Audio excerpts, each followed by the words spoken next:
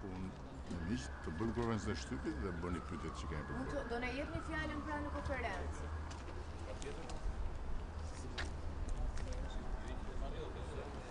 Në qoftë se nuk vërtet si ai hapni vendin se do hidhem me merr gjithmonë fjalën.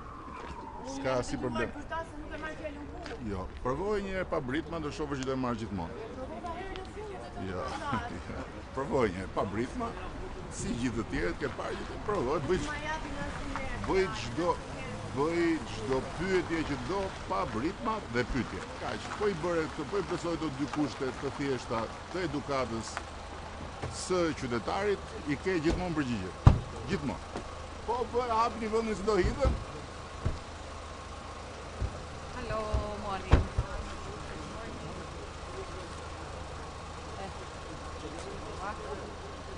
We made a handshake right here. Is anyone from Bosnia? Herzegovina. Herzegovina? Yeah.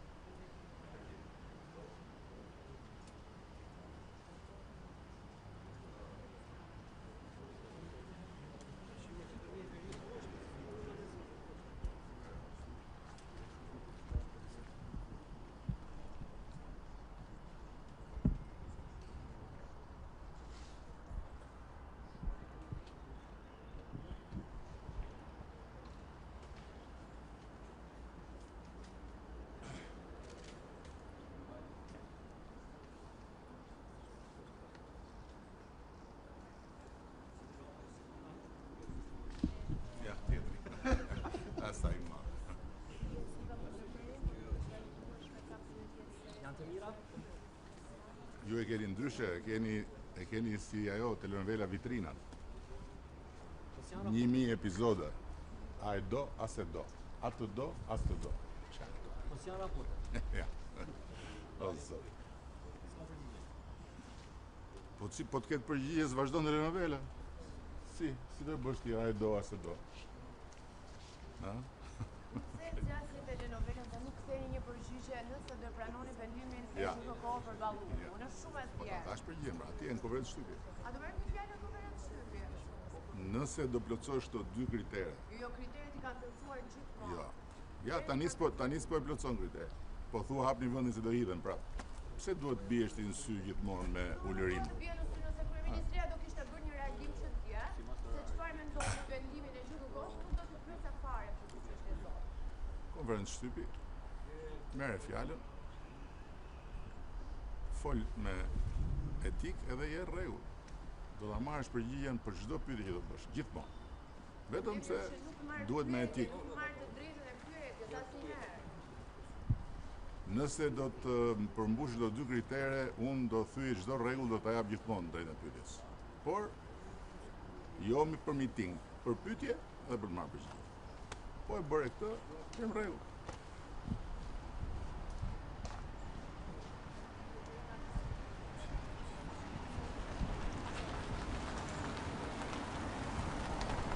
Se kësaj pyetjes tjetër u si përgjigjem kësaj, e do se do.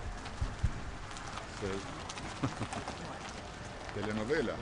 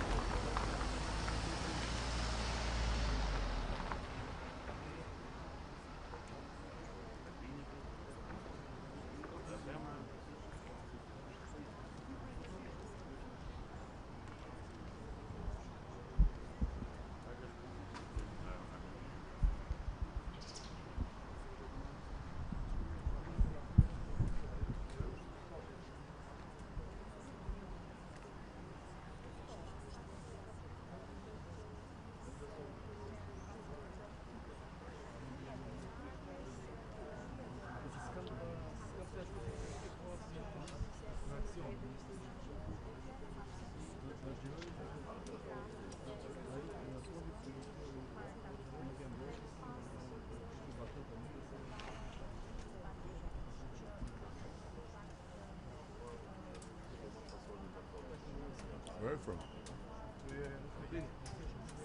Kush është këtu nga këta tuaj? Where? You are from Serbia?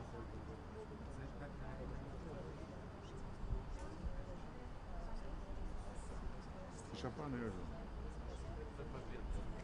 E po, pas ka ndryshu.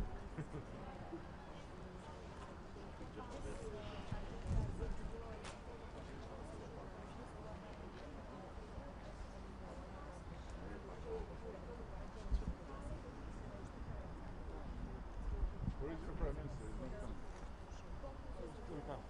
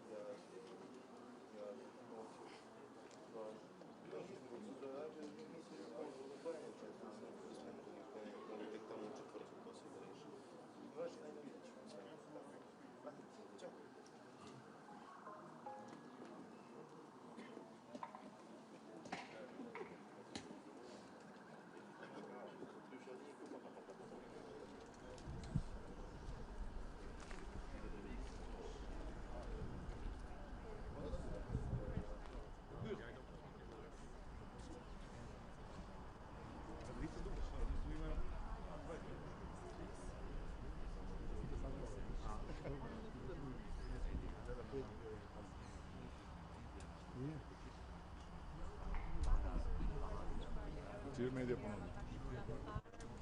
Cilj medija puno. Albania. Da Priština.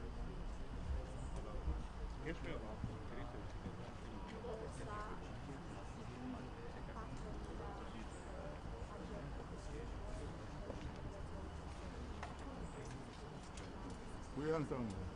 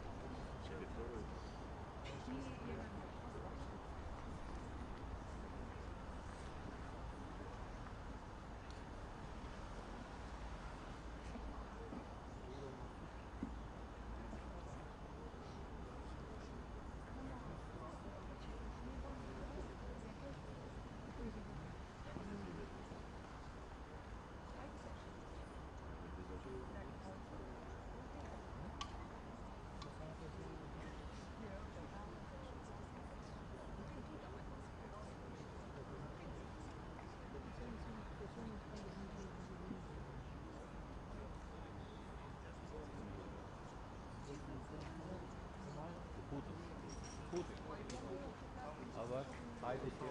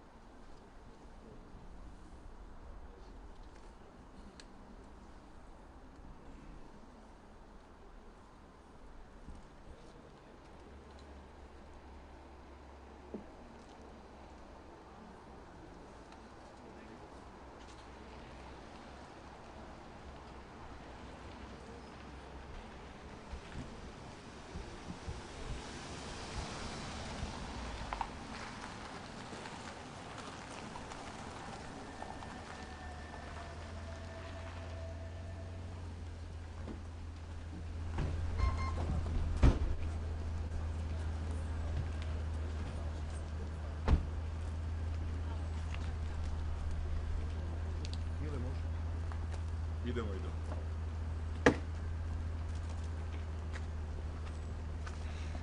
You are the front runner. How can you be late? You... No, we are not late. We are just on time. Huh? Yeah. Let's have a picture here. Of course. For them. Very well.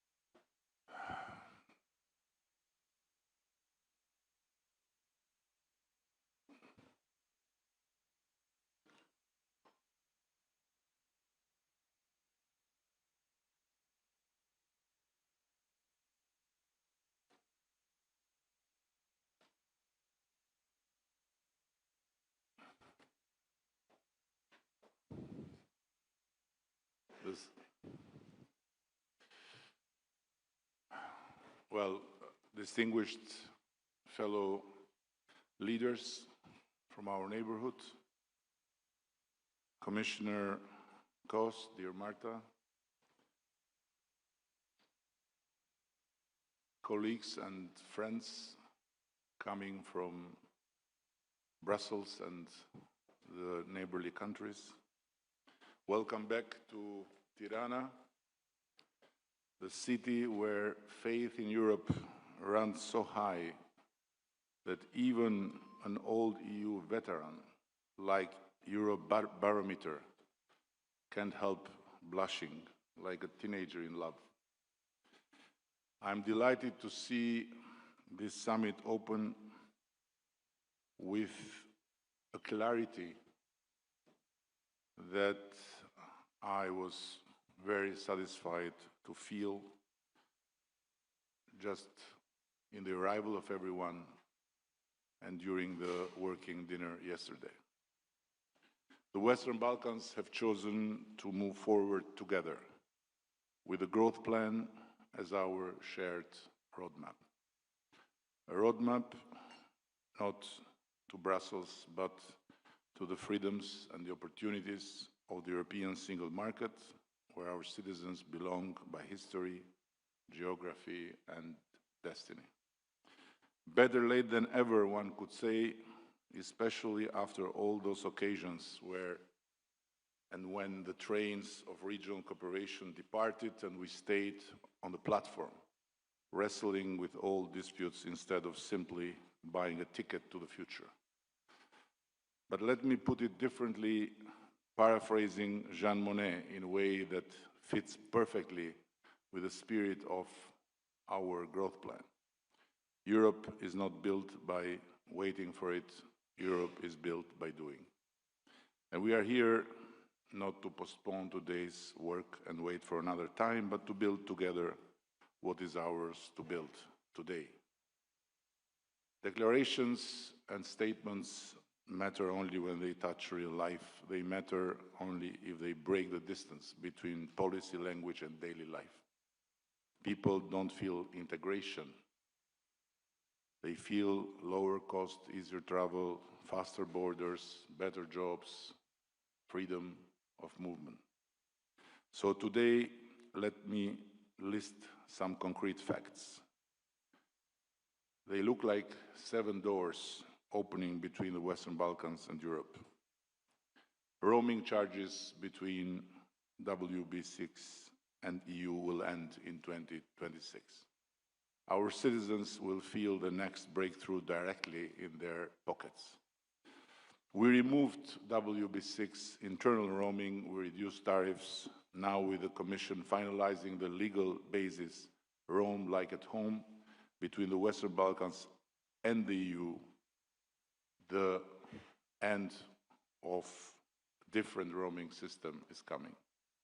Negotiations begin early 2026. Albania will complete full acquis enlightenment by April 2026, and we are ready. This will be our next success after SEPA, which already cut transaction costs by 5 to 10 times and made money move as fast as a Balkan gossip.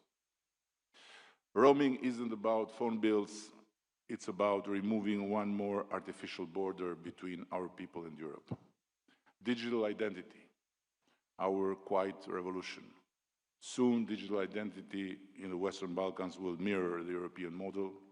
The commitment we renewed in Skopje, interoperable digital wallets, is not a tech project, it is our entry ticket into a borderless digital Europe. I must tell you with pride that Albania digital identity is ready, and starting from the new year will spread and will become part of our life. One identity, one access, one digital life crossing the region and increasingly across the EU.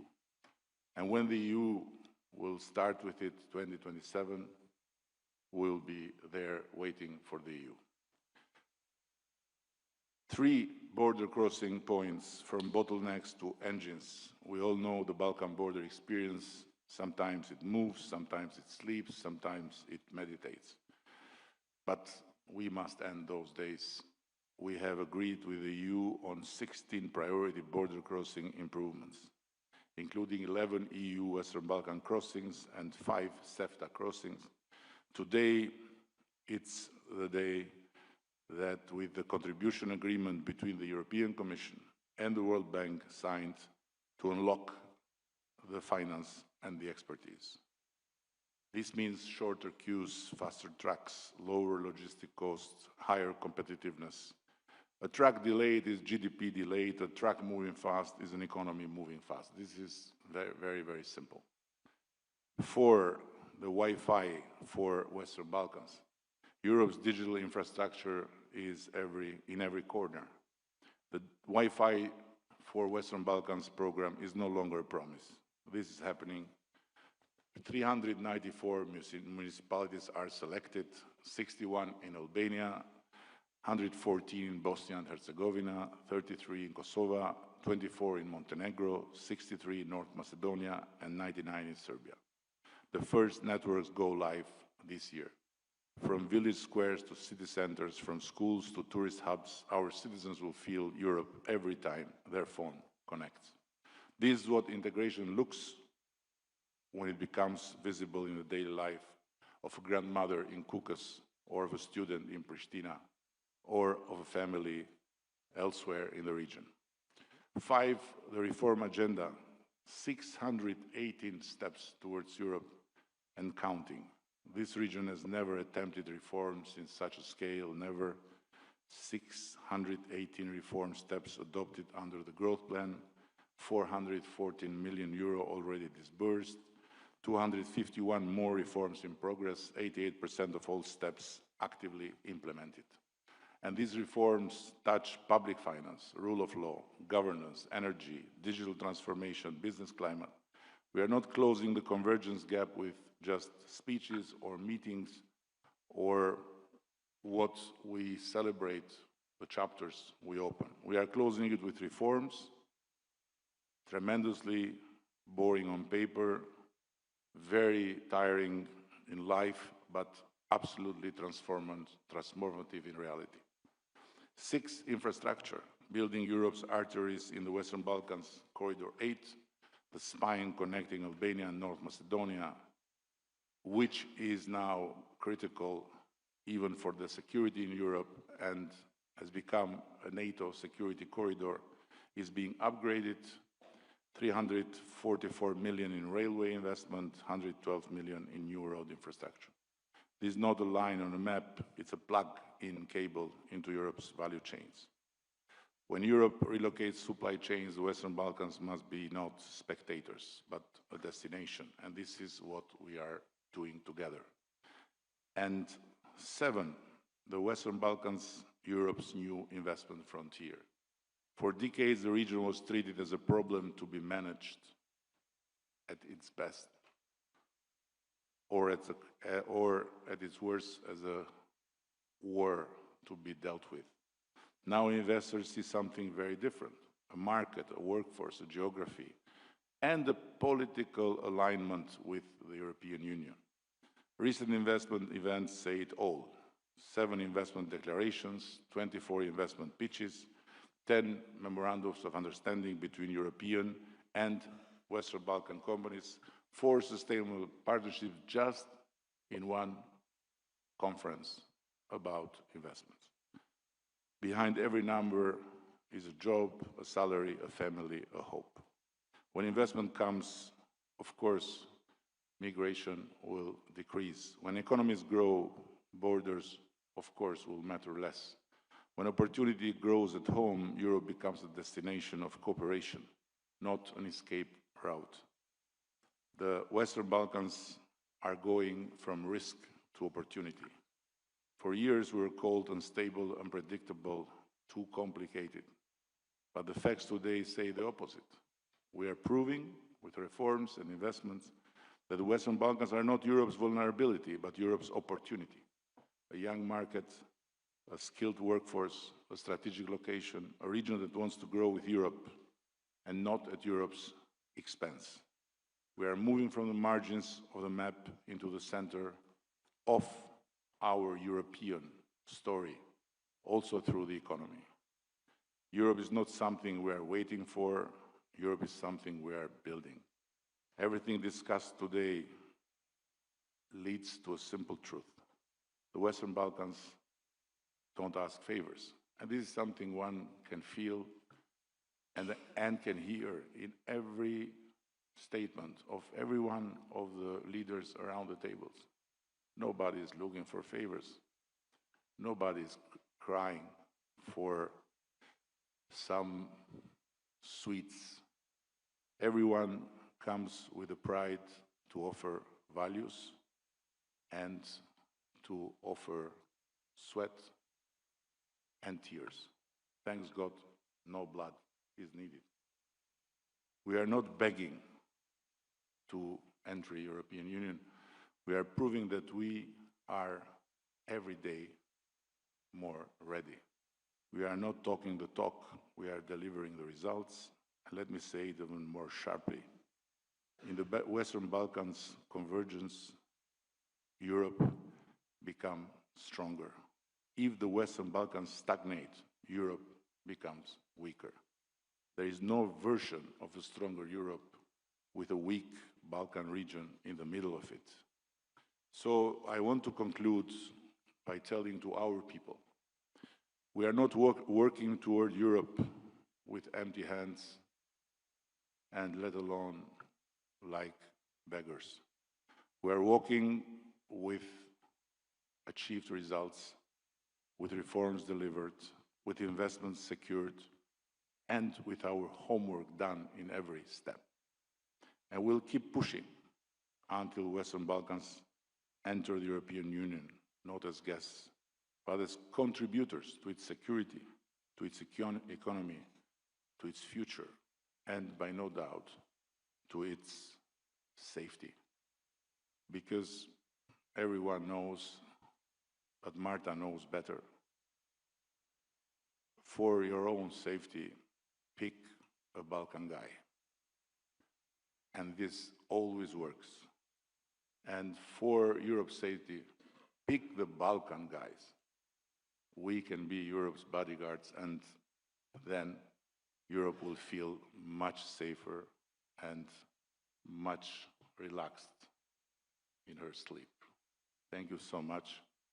And Marta, the floor is to you, and please confirm or deny what I said about the Balkan bodyguardship. Thank you, dear Mr. Prime Minister, dear Edi, dear bodyguard. I agree, and it's a pleasure and honor to be here shortly after this year's enlargement package, which has given or brought a new dynamic in the enlargement process. And this is something we are now building on, and yes, you're right.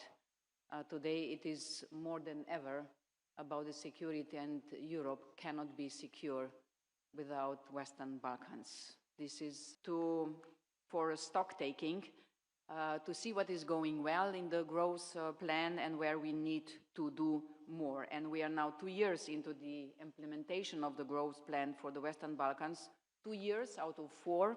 So this is the half-time, and we need to have a half-time talk.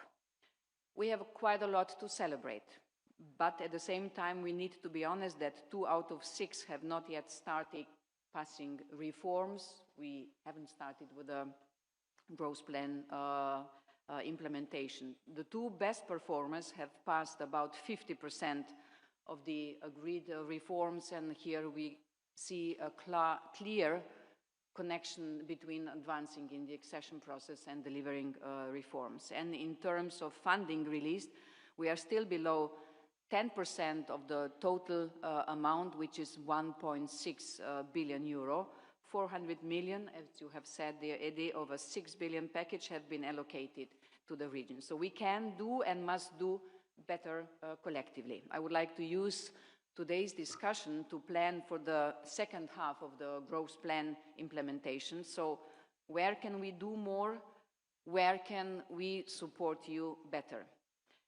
The European Commission really wants the growth plan to succeed. Recently, I have often talked about the need to enlarge the enlargement, to integrate all our neighbors as soon as possible into more and more EU policy areas, into parts of the single market, into our energy market, into pan-European value chains. And we want to make the European Union a lived reality for your citizens already today. You've been speaking about this, to bring prosperity, security and stability for the entire European continent in the times when we have adversaries from the outside who would like to see us fail.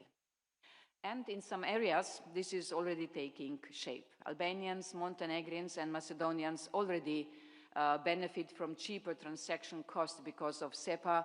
Yesterday we had a discussion. It is 62 million euro per year in North Macedonia, the benefit savings. Thank you. But our ambition is for all of you to advance in sync, so we do not want any of you to fall behind. And because ultimately all the Western Balkans belong into the European Union as equal members, and I'm stressing with full rights, as recognition for full alignment with EU laws and EU values. So let us focus today on how we can accelerate in the second half. And there is one particularly important deadline coming up. In June, the one-year grace period for unmet reforms from the second reporting round will expire. Almost 300 million euro that are earmarked for your countries are on the line. This is funding that should benefit your citizens. It should build tram lines and roads, schools and hospitals and much more. Let us also discuss how we can further reduce, you were talking also about these roaming rates. Paying extra for cross-border phone calls is something we do no longer do inside the EU, and why should you? For this to happen, we need to work on faster alignment with EU rules. And let us unblock projects to improve transport infrastructure, digital innovation, consumer protection and tourism. Yesterday evening at the dinner we have been talking about this a lot. And this will benefit your businesses and of course also your citizens. We face a lack of progress on regional economic integration. This results in lower economic growth. A full common regional market would boost your economies by 10%. Lack of progress, on the other hand, also risks access to the EU single market for those who block decisions that would benefit all. I know the reforms we have agreed to together are not always easy, but they allow to accelerate EU accession and prepare your economies for the single market, for the market of 450 million people. And they unlock opportunities. They give you access to member state treatment in some EU policies, and they show our member states that you are ready for more and deeper integration into the European Union. And let us talk how our instruments can also attract more foreign investment. The President of the Commission, Ursula von der Leyen, told me she was very impressed by the 2 investment conferences she attended in the region. And let's continue working on that. Let's together bring more sustainable EU investments and trading partners to the region. And we know from the experiences from the past, the closer we will get to the real enlargement, the more investors are coming. It is crucial to make your economic convergence with EU countries a reality now. We know from the experience that the closer a candidate country gets to the EU accession, you will also get more tourists, more presence in the media of the European Union, and of course, I hope, more curiosity on the side of the citizens of the member states. Let us use the remaining 2 years to make the growth plan a resounding success and prepare the ground for your accession to the EU.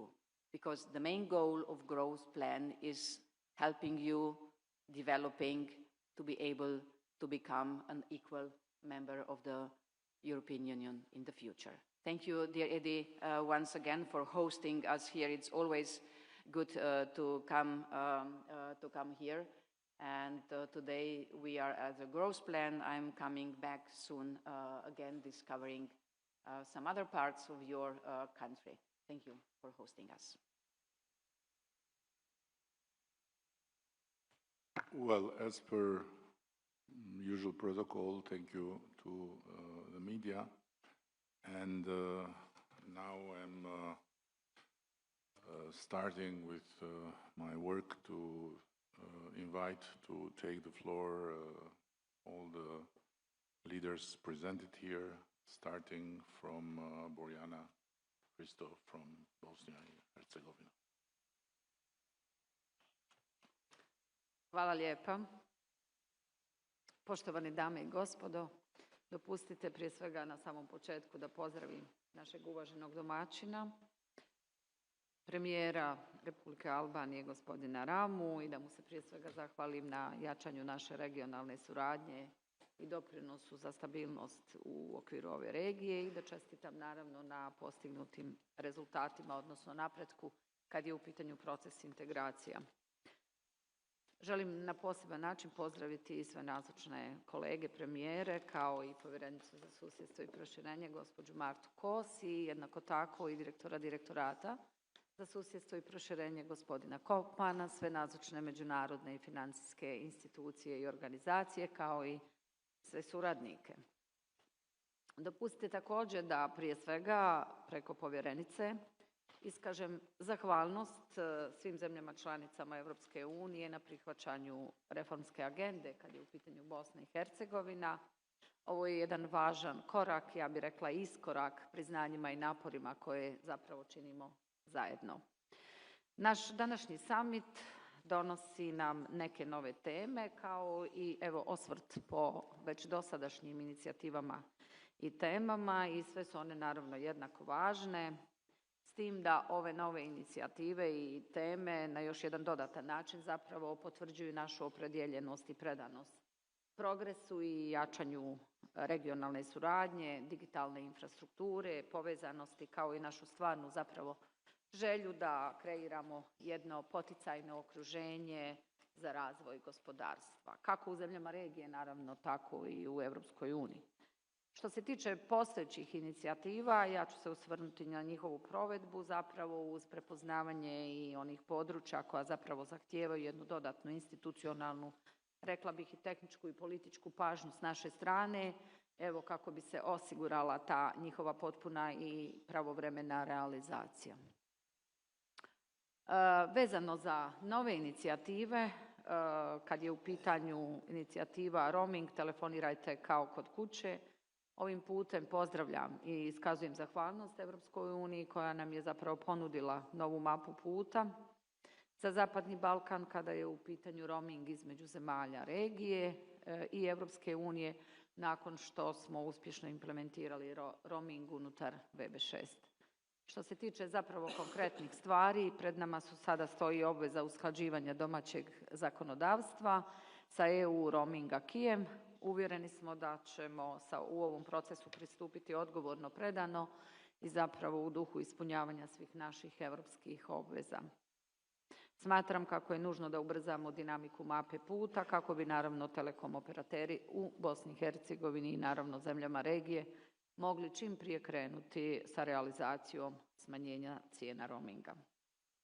Kad je u pitanju inicijativa industrijski dijalog VB6, on je još u fazi, koliko sam shvatila, idejne razrade i tu nemamo puno toga na uvid što bi sve obuhvaćala ova inicijativa, ali saznanja koja imamo upućuju nas na to kako bi sa ovom inicijativom se otvorio prostor za veći izvoz, nova radna mjesta, stabilnost, gospodarski rast, što bi zapravo u konačnici dovelo do jačanja konkurentnosti domaće industrije i naravno njene dublje uključivanje u europske lance vrijednosti.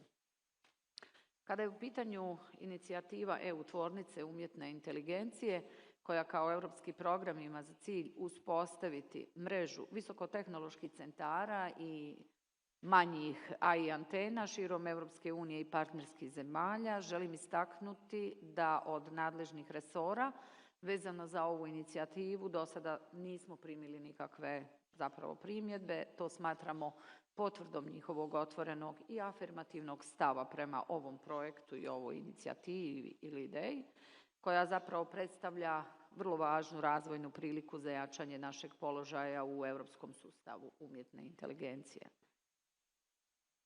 Inicijativa Novo perspektivno tržište, pozicioniranje za iskorištavanje prilika.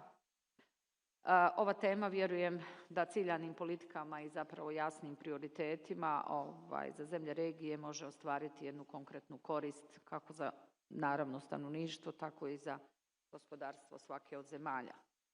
Što se tiče dosadašnjih inicijativa i pregleda po njima, kratko ću se osvrnuti onako kako su one zapravo i postavljene prema dnevnom redu. Što se tiče jedinstvenog sustava plaćanja u eurima, naravno i sinoć smo kroz rasprave i danas i svi to znamo da su već 4 zemlje završile ovaj svoj dio posla.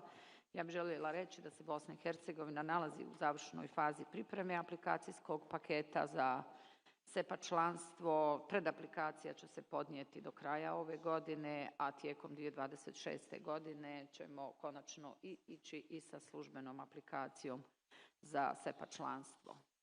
Što se tiče inicijative Wi-Fi for West Balkan, to je jedna značajna inicijativa, te s njezinim punom implementacijom ćemo poboljšati pristup internetu za sve, potaknuti lokalni razvoj, olakšati pristup informacijama i digitalnim uslugama i doprinijeti smanjenju digitalnog jaza unutar regije. Naše nadležno ministarstvo nas je izvijestilo zapravo o održanom pozivu od strane Europske komisije vezano za sudjelovanje naših lokalnih sredina u ovoj inicijativi i trenutačno zapravo u ovoj fazi nemamo zapravo uvid u broj općina iz Bosne i Hercegovine koje su se prijavile, ali sam uvjerena da će i našoj zemlji ovaj projekat biti svakako od interesa i doprinijeti značajnu korist u pogledu digitalne integracije, naravno i pristupa internetu za lokalne zajednice.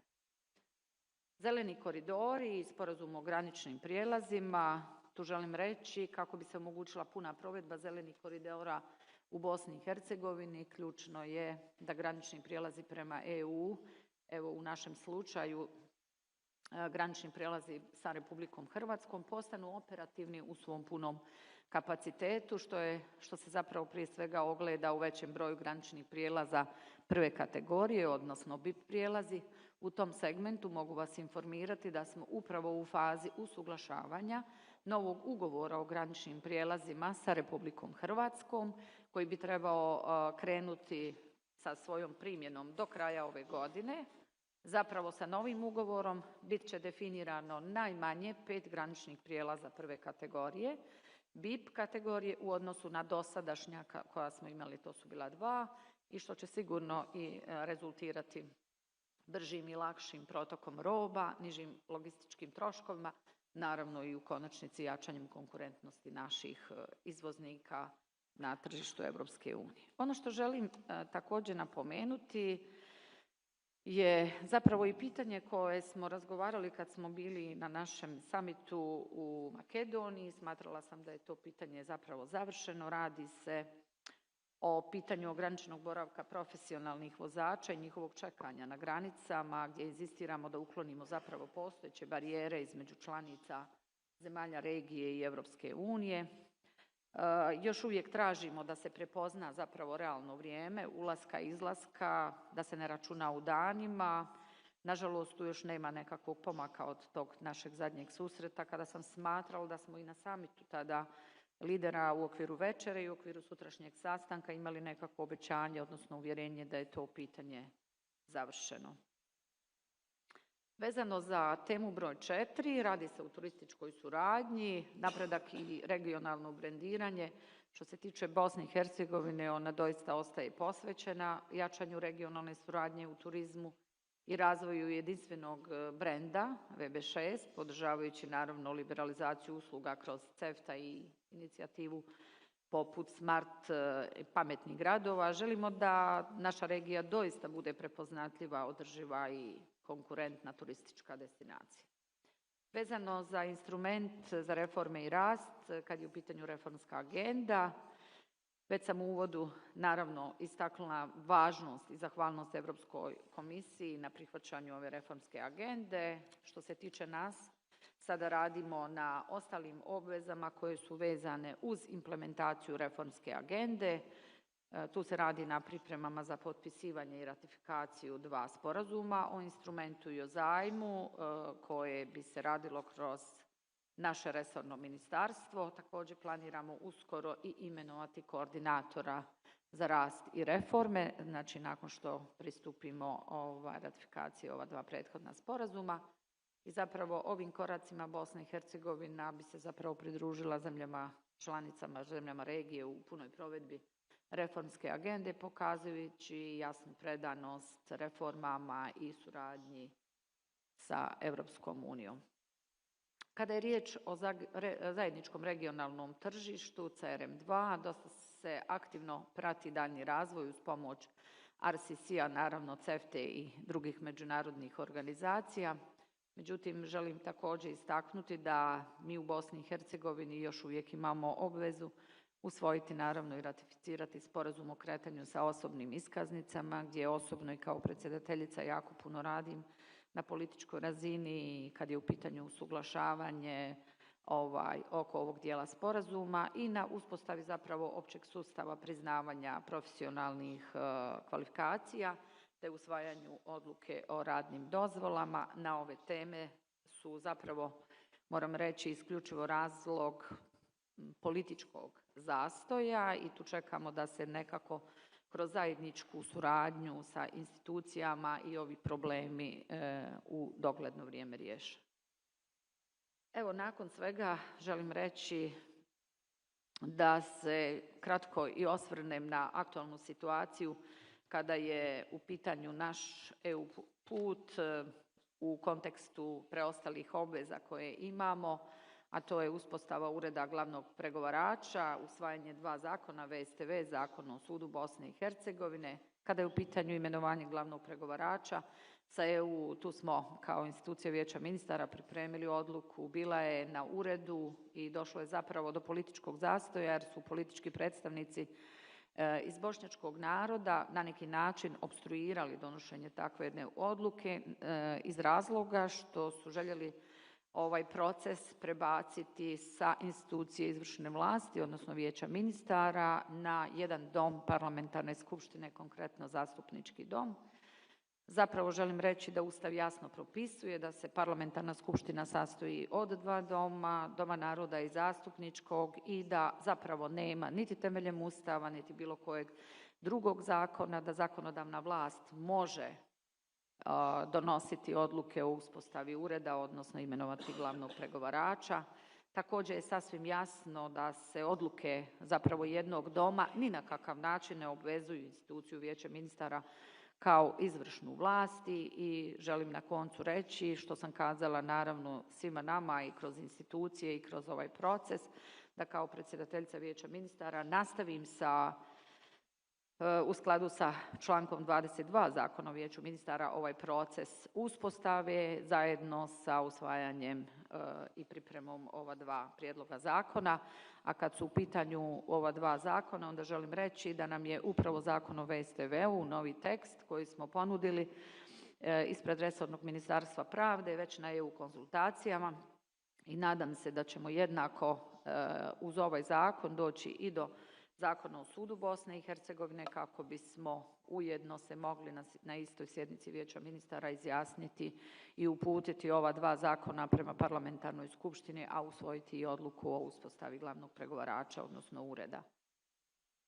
Dopustite mi također na samom kraju da istaknem kako ću dalje neumorno osobno raditi, naravno sa jasnim ciljem što potpunijeg ispunjavanja naših preuzetih obveza, da unutarnja pitanja koja nas doista opterećuju ne bi smjela biti pitanja koja bi na neki način opstruirala napredak, ali da stvaramo zapravo sve pretpostavke, što je cilj zapravo svih, jer našem evropskom putu unutar Bosne i Hercegovine kroz politički, kroz institucionalni i svaku vrstu dijaloga alternative evropskom putu nema, tako da ćemo na tome inzistirati i smatramo da sa ovim obvezama koje su u ovom trenutku pred nama i ako ih održimo, očekujemo da bi već Europsko vijeće u 12. mjesecu moglo napraviti jedan nužno potreban iskorak i odrediti datum održavanja prve međuvladne konferencije Bosne i Hercegovine sa Europskom unijom, što bi bio jedan ogroman iskorak kako za nas u Bosni i Hercegovini, tako nadam se za sve, misleći na regiju, ali i institucije Europske unije. Evo, želim naglasiti još jednom našu privrženost daljnjem jačanju svakako i regionalne suradnje i međunarodne suradnje, tako da ćemo nastaviti aktivno sudjelovati u svim ovim projektima uz naravno očuvanje procesa integracije u Europsku uniju kao našeg kako primarnog, tako i zajedničkog cilja. Svima vama hvala. Thank you, dear Boriana, and let me pass the floor to Albin. Prime Minister Kurti has the floor.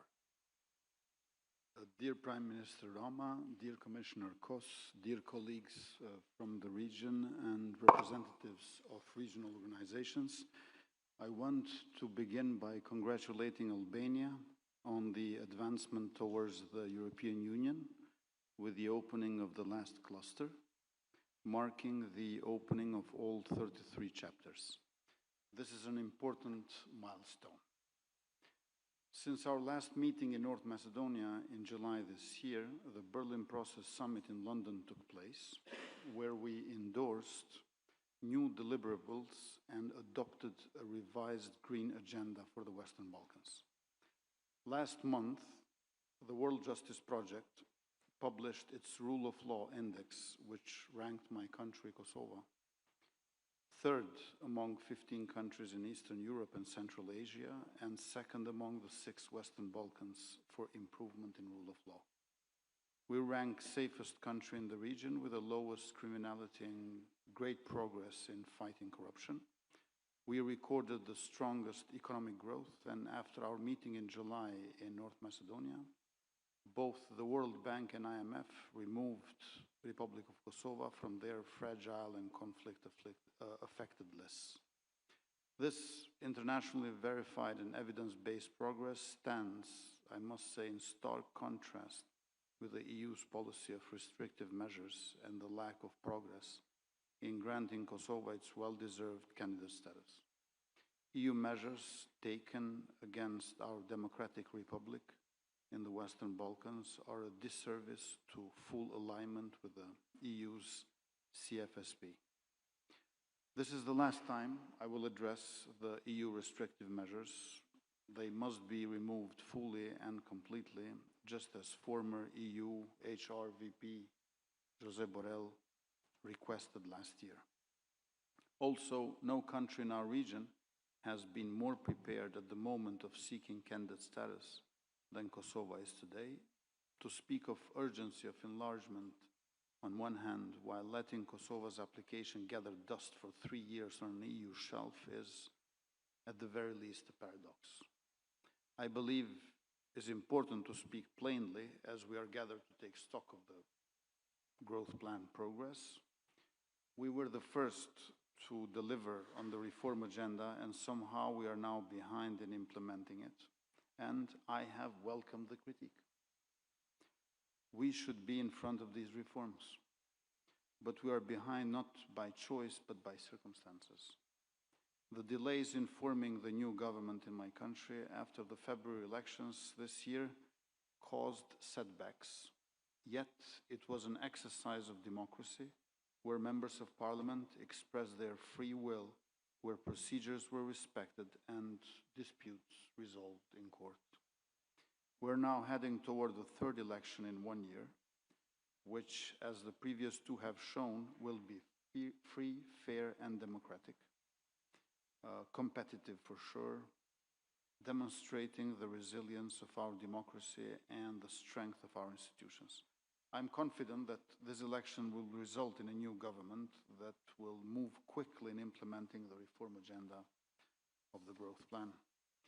We welcome the new initiatives. We also understand that our individual advancement toward joining the EU single market is closely tied to our collective advancement in regional mobility and trade, or as the Commission would say, Pillar 1 is linked with the Pillar 2 of the growth plan. We see no obstacles on the roaming roadmap. At the last summit in Skopje, we identified 3 sectors for nearshoring as part of the Single Market Highway Initiative on ICT, defense, and agriculture. The AI economic transformation has begun, and we must ensure it is inclusive, ethical, and democratic.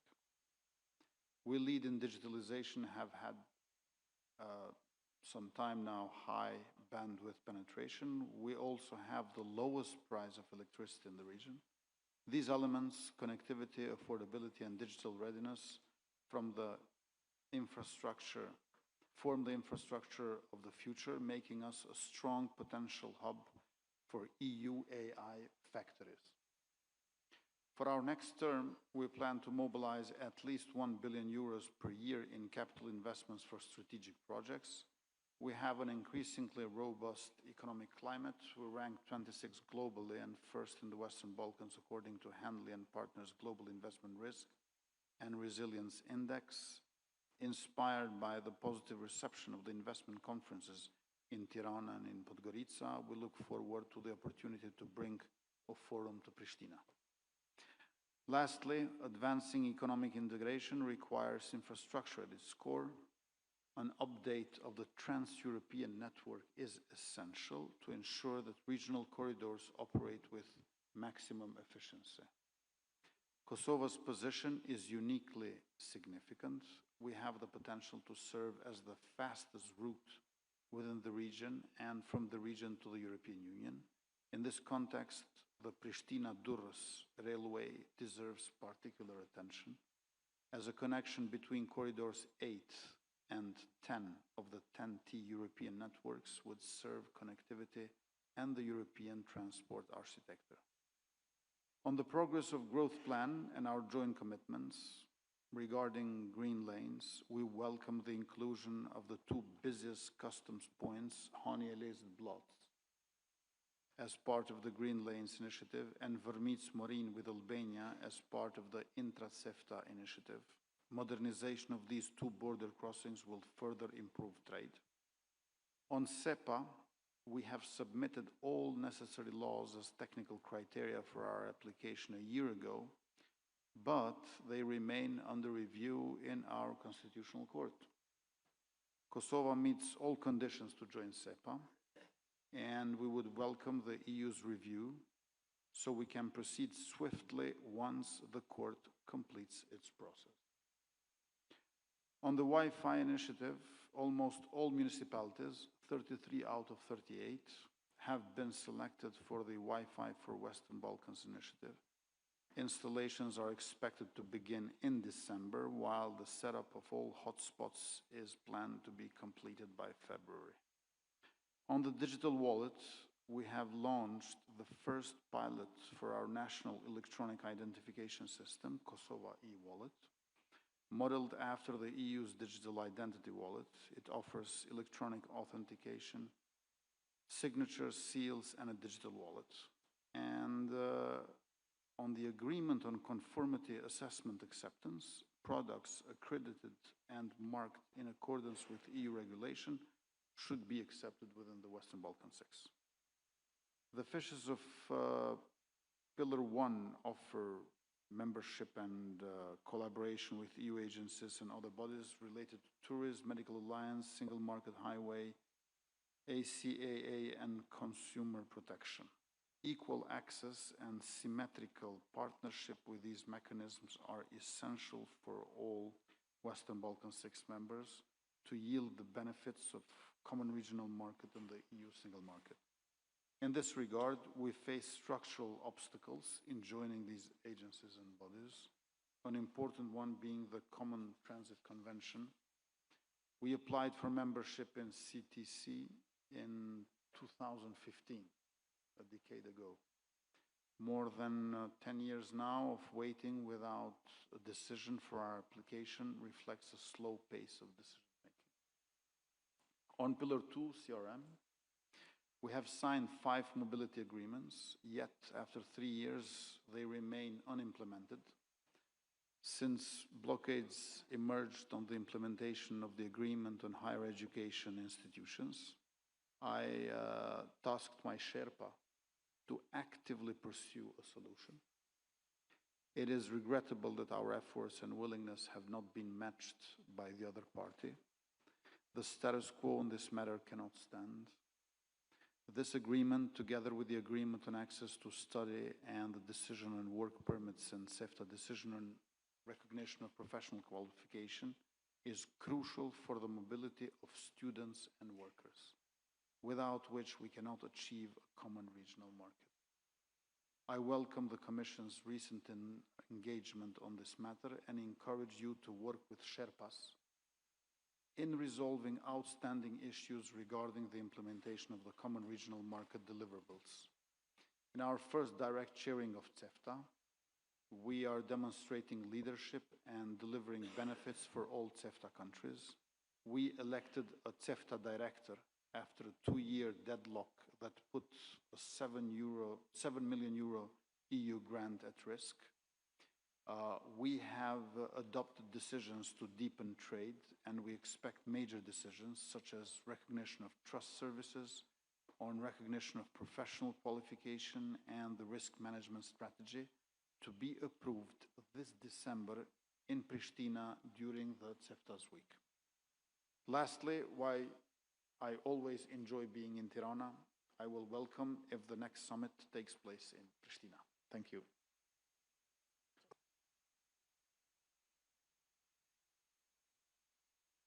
Thank you, dear Albin. And now the front runner has the floor. Miki, please, on behalf of Montenegro, of course. Prime Minister Rama, dear Eddie, Commissioner Kos, dear Marta, Excellencies, representatives of the EU, dear colleagues, it is a privilege to address you today as we discuss the instruments, priorities, and reforms that will determine the pace and quality of our region's European integration. The Western Balkans no longer have the luxury of gradualism.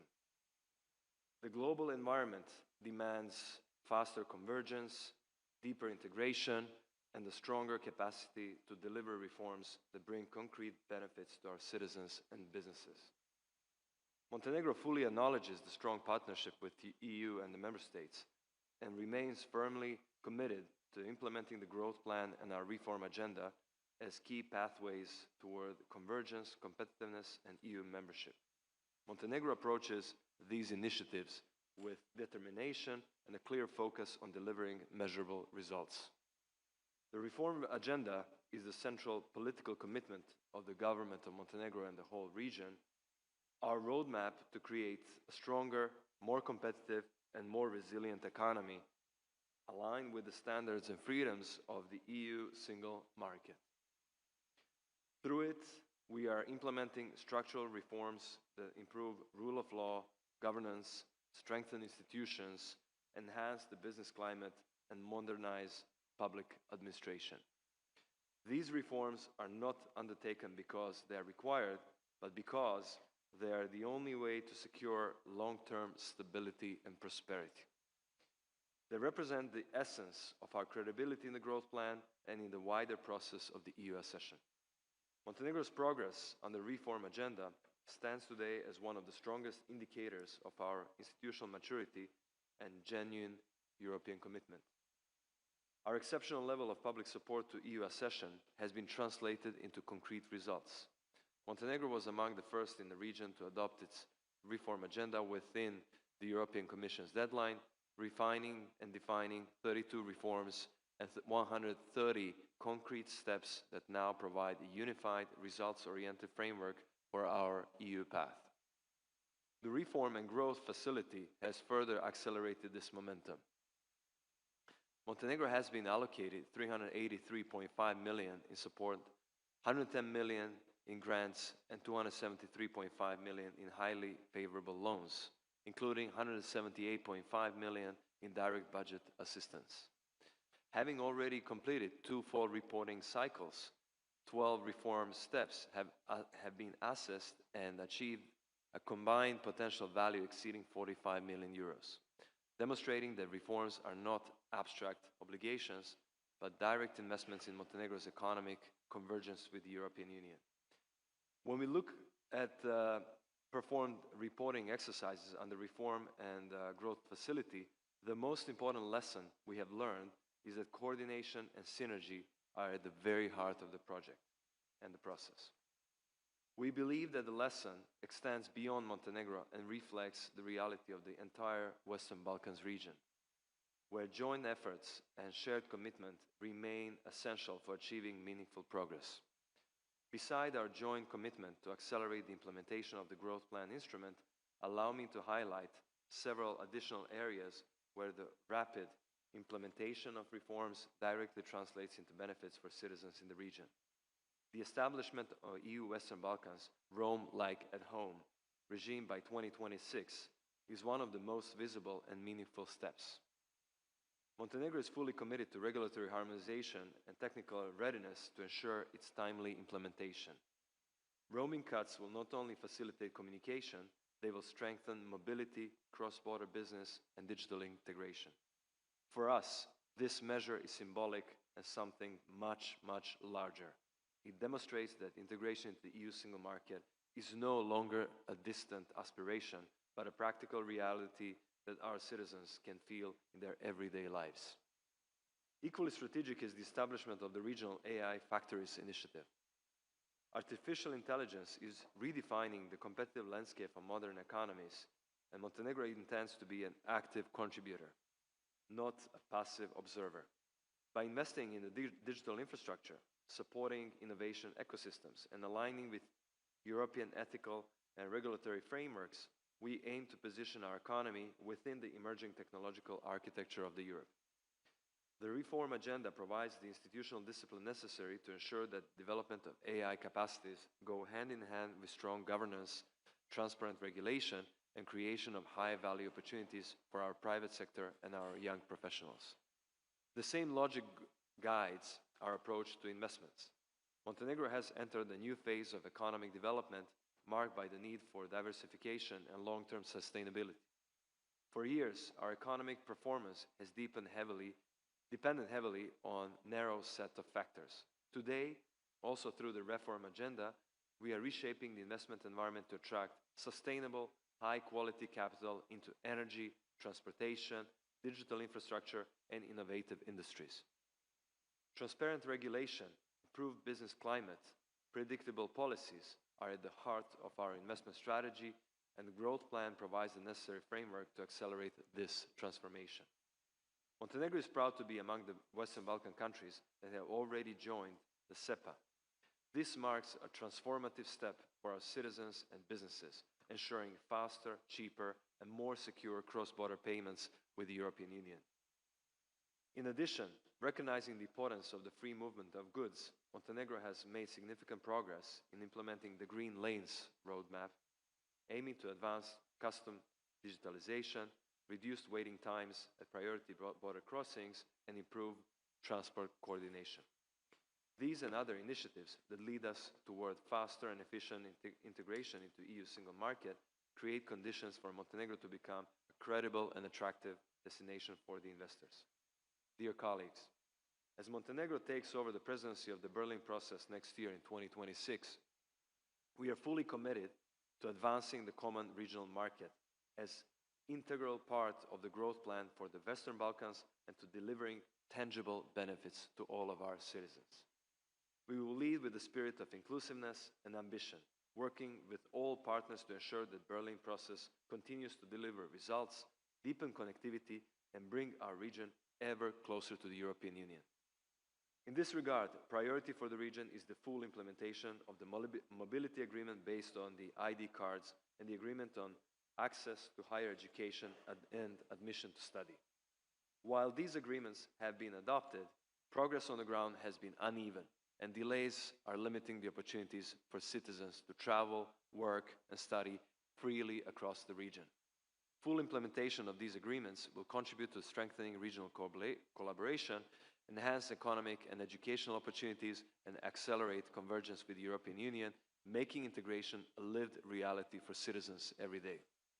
Our citizens expect results, not only words, and through these processes, strengthened by regional cooperation and aligned with strategic priorities of the EU, we intend to deliver those results. Thank you very much.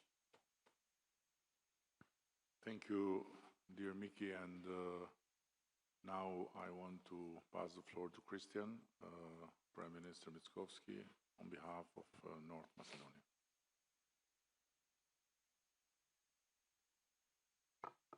Respected Commissioner Madam Kos, distinguished leaders, EU representatives, Your Excellencies, let me begin by congratulating Prime Minister Rama for the hospitality and the leadership in organizing this important summit. Today, we speak not only about a growth plan, but about trust, results, and shared values European future. For my country, the growth plan is more than initiative. It is a story of turning commitment into the change.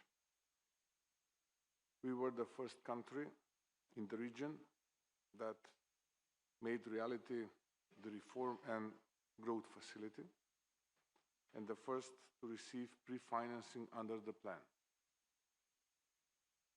This was a result of dedicated effort and strong belief in European values. Our reform agenda, approved by the European Commission, focuses on what truly matters: good governance, clean energy, education, business development, and the rule of law. These are not abstract targets. They are the foundations of a modern European state, the daily realities we want for our citizens. We are already implementing change. This year we have submitted 2 requests for release of funds, supporting government priority reforms, especially in digital services, strengthening the business climate, and improving energy efficiency. So far, around 24 million euros has been disbursed, combining loans and investment grants. We are moving ahead with further reform steps across sectors: public finance management, digital transformation, business development, and justice reforms. Completing these steps will unlock over 134 million euros in additional EU support. But these are not just numbers. They are stories of change. Our accession to the single European payment area is a tangible outcome of the growth plan. It places my country among the first Western Balkan partners integrated into this European system. 9 out of 12 domestic banks successfully launched single European payment area transfers on 7th of October 2025, with the remaining 3 to follow by the end of first quarter of 2026. We are also building a strong digital future through the Wi-Fi for the Western Balkans. 63 municipalities will soon offer free public internet in 68 locations. The Skopje Digital Summit reaffirmed our shared commitment to interoperability, secure digital identity, and closer alignment with EU digital standards. Our digital innovation hubs support startups and small and medium-sized enterprises to adopt new technologies. With the assistance of EU through the Horizon program, we are building a national artificial intelligence factory antenna that links our country with the European artificial intelligence ecosystem and its supercomputing capabilities. It is a strategic investment in large language model and its use in the public and private sector that strengthens both our digital sovereignty and our partnership with the European Union. This is how a small country can lead through innovation rather than simply follow. Connectivity remains a top priority. We are modernizing 3 border crossing points, Devebair, Blace, and Bogorodica, under the Green Lane initiative, bringing Europe tangibly closer to our citizens. And our green transition from energy-efficient student dormitories to new transport and rail infrastructure investment links shows that growth and sustainability can go hand in hand. Altogether, projects worth around 1.1 billion euros are in the growth plan pipeline, with over €500 million in EU grants. Regional cooperation is also deepening through the common regional market and the Berlin process. We are creating a space that mirrors the European single market. We have ratified agreements on recognition of professional qualifications and access to studies, opening opportunities for our youth to move, learn, and contribute freely across the region. These are not small steps. They are proof that when we integrate our markets, connect our roads, and harmonize our rules, we are already practicing EU and its values. Your Excellencies, our message today is simply but firm. My country is delivering. Again, I will repeat, we are delivering. We do not reform because it is expected of us. We reform because we believe in the European idea. We are building Europe at home with our policies, our actions, and our values for almost 25 years since we started this journey. Now, we look to our partners for the same spirit, a fair, merit-based, again, merit-based, not bilateral approach that rewards results and recognizes commitment. Together, let us turn this growth plan into progress, delivering change. Let it stand as a proof that the European idea continues to inspire, to unite, and to deliver. Not tomorrow, but today. Thank you so much. Thank you, dear Christian. And now I pass the floor to Prime Minister of Serbia, welcoming him for the first time in Tirana and wishing to see you again for a bilateral visit or to enjoy our seaside, because in my last information you don't have a sea yet. No, we used to have some times ago, some centuries ago. Well, dear Eddie, thank you very much for the invitation. This is my third time to be in Albania, in Tirana, actually passing on my lecturing in the town, in the beautiful town in the past, in the south of Albania. So I find it really very nice. So, ladies and gentlemen, esteemed colleagues, it's my pleasure to have the opportunity to address you at this important gathering. First of all, I would like to once again confirm full and firm commitment of the Republic of Serbia to advancing regional cooperation in the Western Balkans. We believe that a stable, interconnected and economically integrated region is the best path toward the shared goal, full membership of the European Union. I would like also to emphasize that regional cooperation is not only a strategic choice, but also our everyday necessity. Through regional cooperation, we build more stable economies, more attractive markets, and better living conditions for all our citizens. The Republic of Serbia believes and consistently emphasizes that the focus of regional cooperation should be on issues where harmonized and similar position exists, such as the economy, transport, interconnection of chambers of commerce, youth mobility, and the creation of opportunities for their education and employment, as it was said before. We can observe that these very areas lie at the core of the common regional market concept, which we consider the key driver of development through our region. For this reason, we believe that our primary focus should remain on connecting our economies with the aim of making progress toward the single market.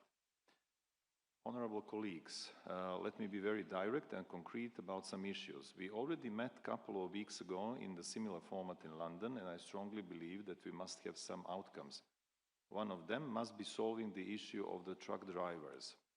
As we all know, 3 years ago, our transport and business communities addressed this problem to the European Commission, and there is no progress. Now, with the implementing of ETIAS, we have serious problem which will escalate and cause serious damage to all our economies. We must find a solution how to treat truck drivers in the Schengen area, otherwise all the things that we are speaking right now and just small without real impact to the everyday life. For solving this issue, we do not need big moves, big statements or any longer process. We just need political will from the European Commission. That can be one way to demonstrate goodwill and that Europe really cares, but also to show that when we are speaking in united voice, we can do lots of things.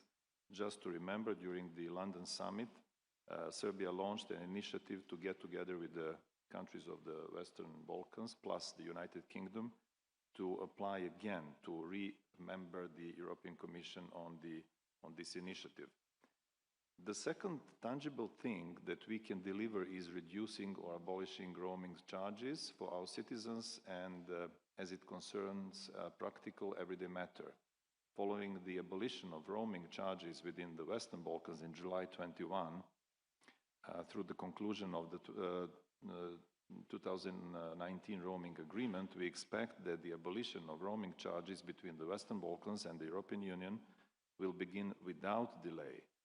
We welcome the steps taken in this direction, but we expect the process to be further accelerated. We believe that the complete abolition of roaming charges, as in the case of Ukraine and Moldova, would be the best possible message from the EU to the citizens of our region. And as we discussed last night, I believe in a few next months, maybe we can do something very practical and operational on this level. Dear participants, our goals are clear: better connected economies, more jobs, improved and modernized production capacities, a stronger service sector, greater business mobility, and intensified economic activity, accompanied by more research, innovation, and development. This is the kind of environment in which everyone, and especially young people, wants to stay, and in which citizens feel tangible benefits: a higher standard of living, greater mobility, easier access to employment or academic opportunities, as well as simple and faster procedures. To achieve these goals, it is of paramount importance to continue our mutual cooperation both within the region and within the European Union and its member states, given that all of us in the region aspire to full EU membership. The Republic of Serbia will continue to actively contribute to the implementation of the action plan for the common regional market, which will further expand opportunities for strengthening economic cooperation through the region. Deeper economic integration by establishing the conditions for the free movement of people, goods, capital, and services, the four freedoms that constitute the foundation of the European Union, represents the strongest impulse for the growth and development in our region.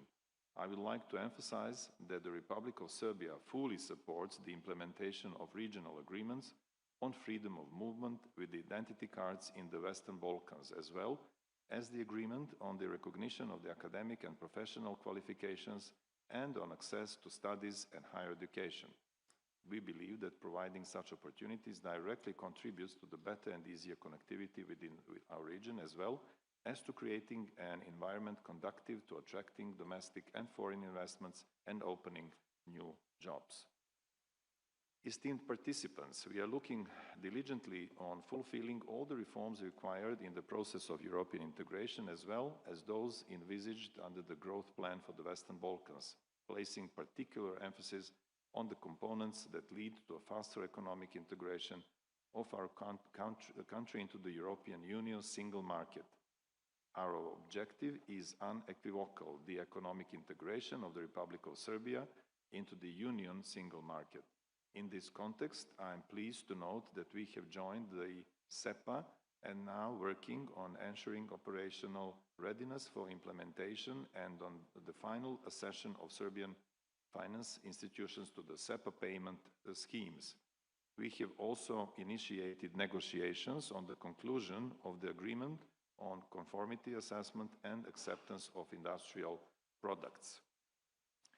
We all agree that the growth plan for the Western Balkans will provide significant opportunities to make further use of closer cooperation within the region itself as well as with the European Union. This brings us closer to a vast market of 450 million consumers with access to a larger number of suppliers of goods and services, lower production costs and simplified trading procedures.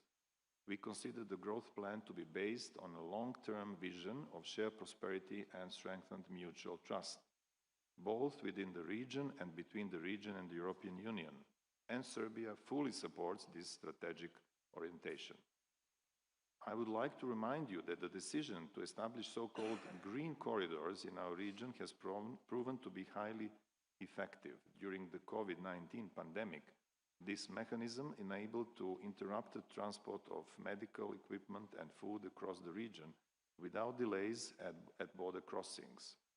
Furthermore, I would like to highlight that on July 4th, 2025, the Republic of Serbia and the Republic of North Macedonia signed a protocol on the manner of carrying out border checks at the Preševo and Tabanovce border crossing, which provides for a single border control, as Prime Minister Mickoski said. This system prevents congestion at the border and allows the border crossing procedure to run much more quickly. It is also of great importance to extend the concept of green corridors to include the Western Balkans and neighboring EU member states. Finally, touristics of Serbia were not different than the others, and we are fully ready to be in this process and to cooperate with the originals of the Serbian touristic profiling. Ladies and gentlemen, through its economic development, reforms and active participation in regional initiatives, Serbia demonstrates its belief in the vision of connected, stable and prosperous West Balkans.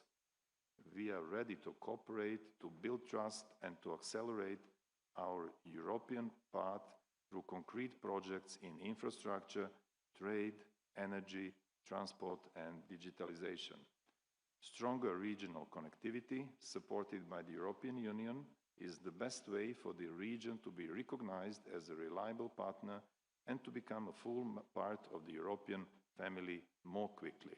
Thank you very much for your attention. Very well. Now that all the statements were made, we may have just a second round of free speech. And for the free speech, I pass the floor to Marta to start the dance. You know that I like free speech. Thank you so much, dear Eddie, dear all. As you have said, dear Mr. Prime Minister Mickoski, growth plan is turning commitments into change. And this is what this plan is about. We are now in the process of getting or preparing for the new MFF from 28, a new European budget from 28 on, meaning that we have to use those 6 billion.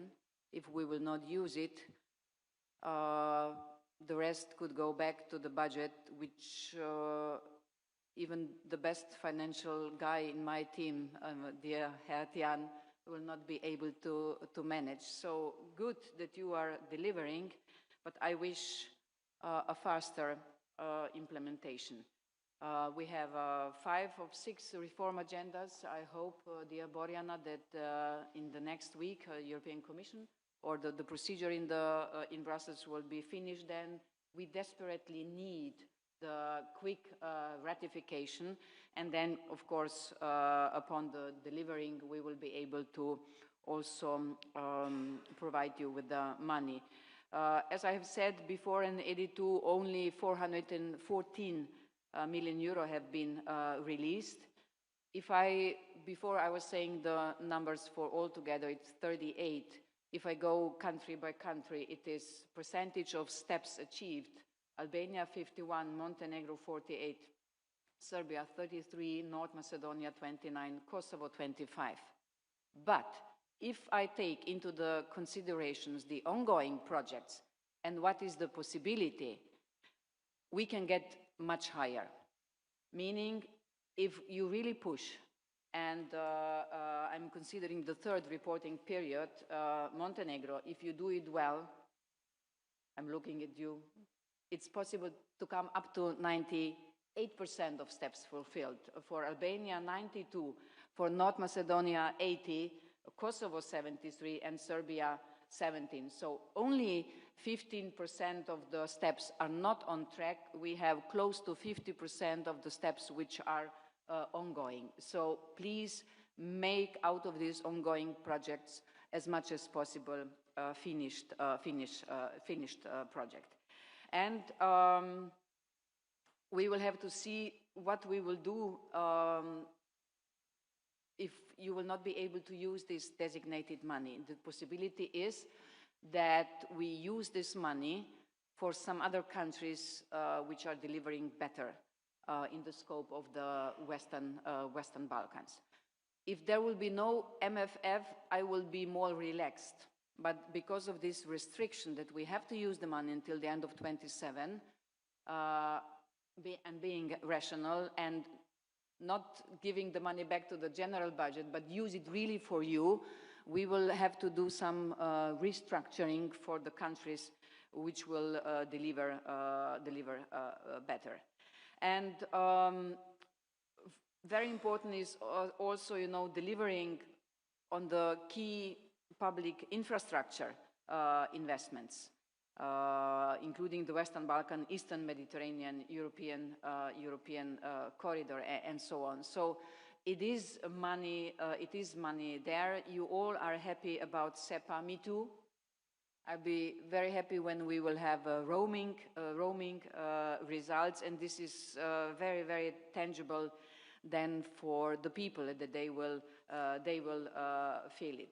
And also regarding digital innovation, we have now 7 digital innovation hubs, and we will go on. This is something which actually can work very good borderless. And congratulations to Serbia and to North Macedonia for AI factories, but we are moving, we want to move also on. And the industrial sector is important, but also the services. So the Western Balkans are some of Europe's most visited tourism destination.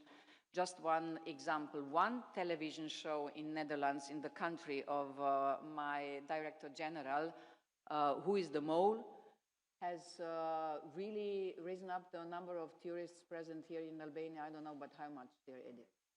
From Netherlands, yeah. How much? A lot.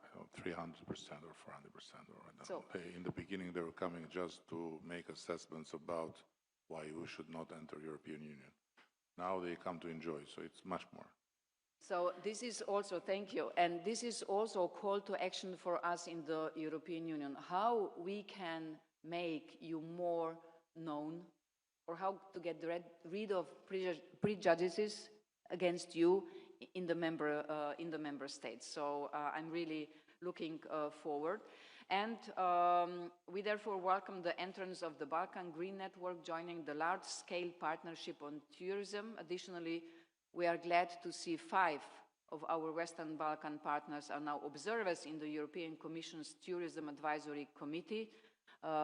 We encourage you to apply as well, dear Mr.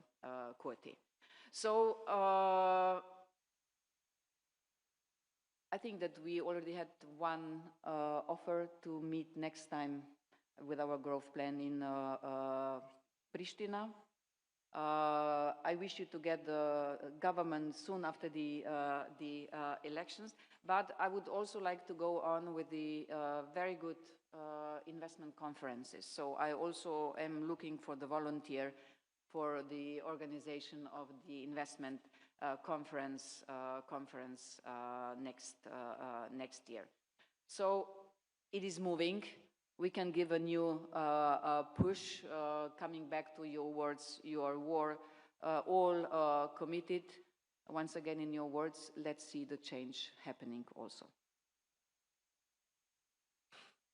Well, thank you, Marta, and without going through the alphabet, I'm just inviting any one of you to take the floor for free speech. So Albin is the second most fervent free speaker after Marta, so the floor is yours, Albin. Thank you very much, Prime Minister Rama, dear Edi. One thing which perhaps is more important than economy and more important than education is the link between the two. We really need in our region to link education and economy in order to have a job in the market for every diploma at school. For so long, we have had young women and men studying something and then working something else. And dissatisfaction, lost dreams that young people have are key ingredient to decision to leave. So now we need young population to stay in our region, and here EU can help us a great deal. One of the ways to help us is investment conferences. So big brands, European corporations come to our region. Instead of young people coming to EU corporations coming to the Western Balkans. On one hand, perception can be improved through tourism, through people-to-people encounters and exchanges, but also Brussels could do a great favor to Western Balkans and to itself by introducing Western Balkans as destination for investment. Electricity in our region, especially in my country, is much cheaper than in Europe. Renting premises is much cheaper than in Europe, in EU. Then in terms of fiscal policy and taxation system is very convenient. And at the same time, labor costs are much lower, but not for very long, I must say. So there's another 5 to 10 years that labor costs will be low, Kosovo and in the region. And we need more nearshoring, more friendly shoring of European corporations. And I think our education system will also improve when big European corporations come because they would want skilled workers.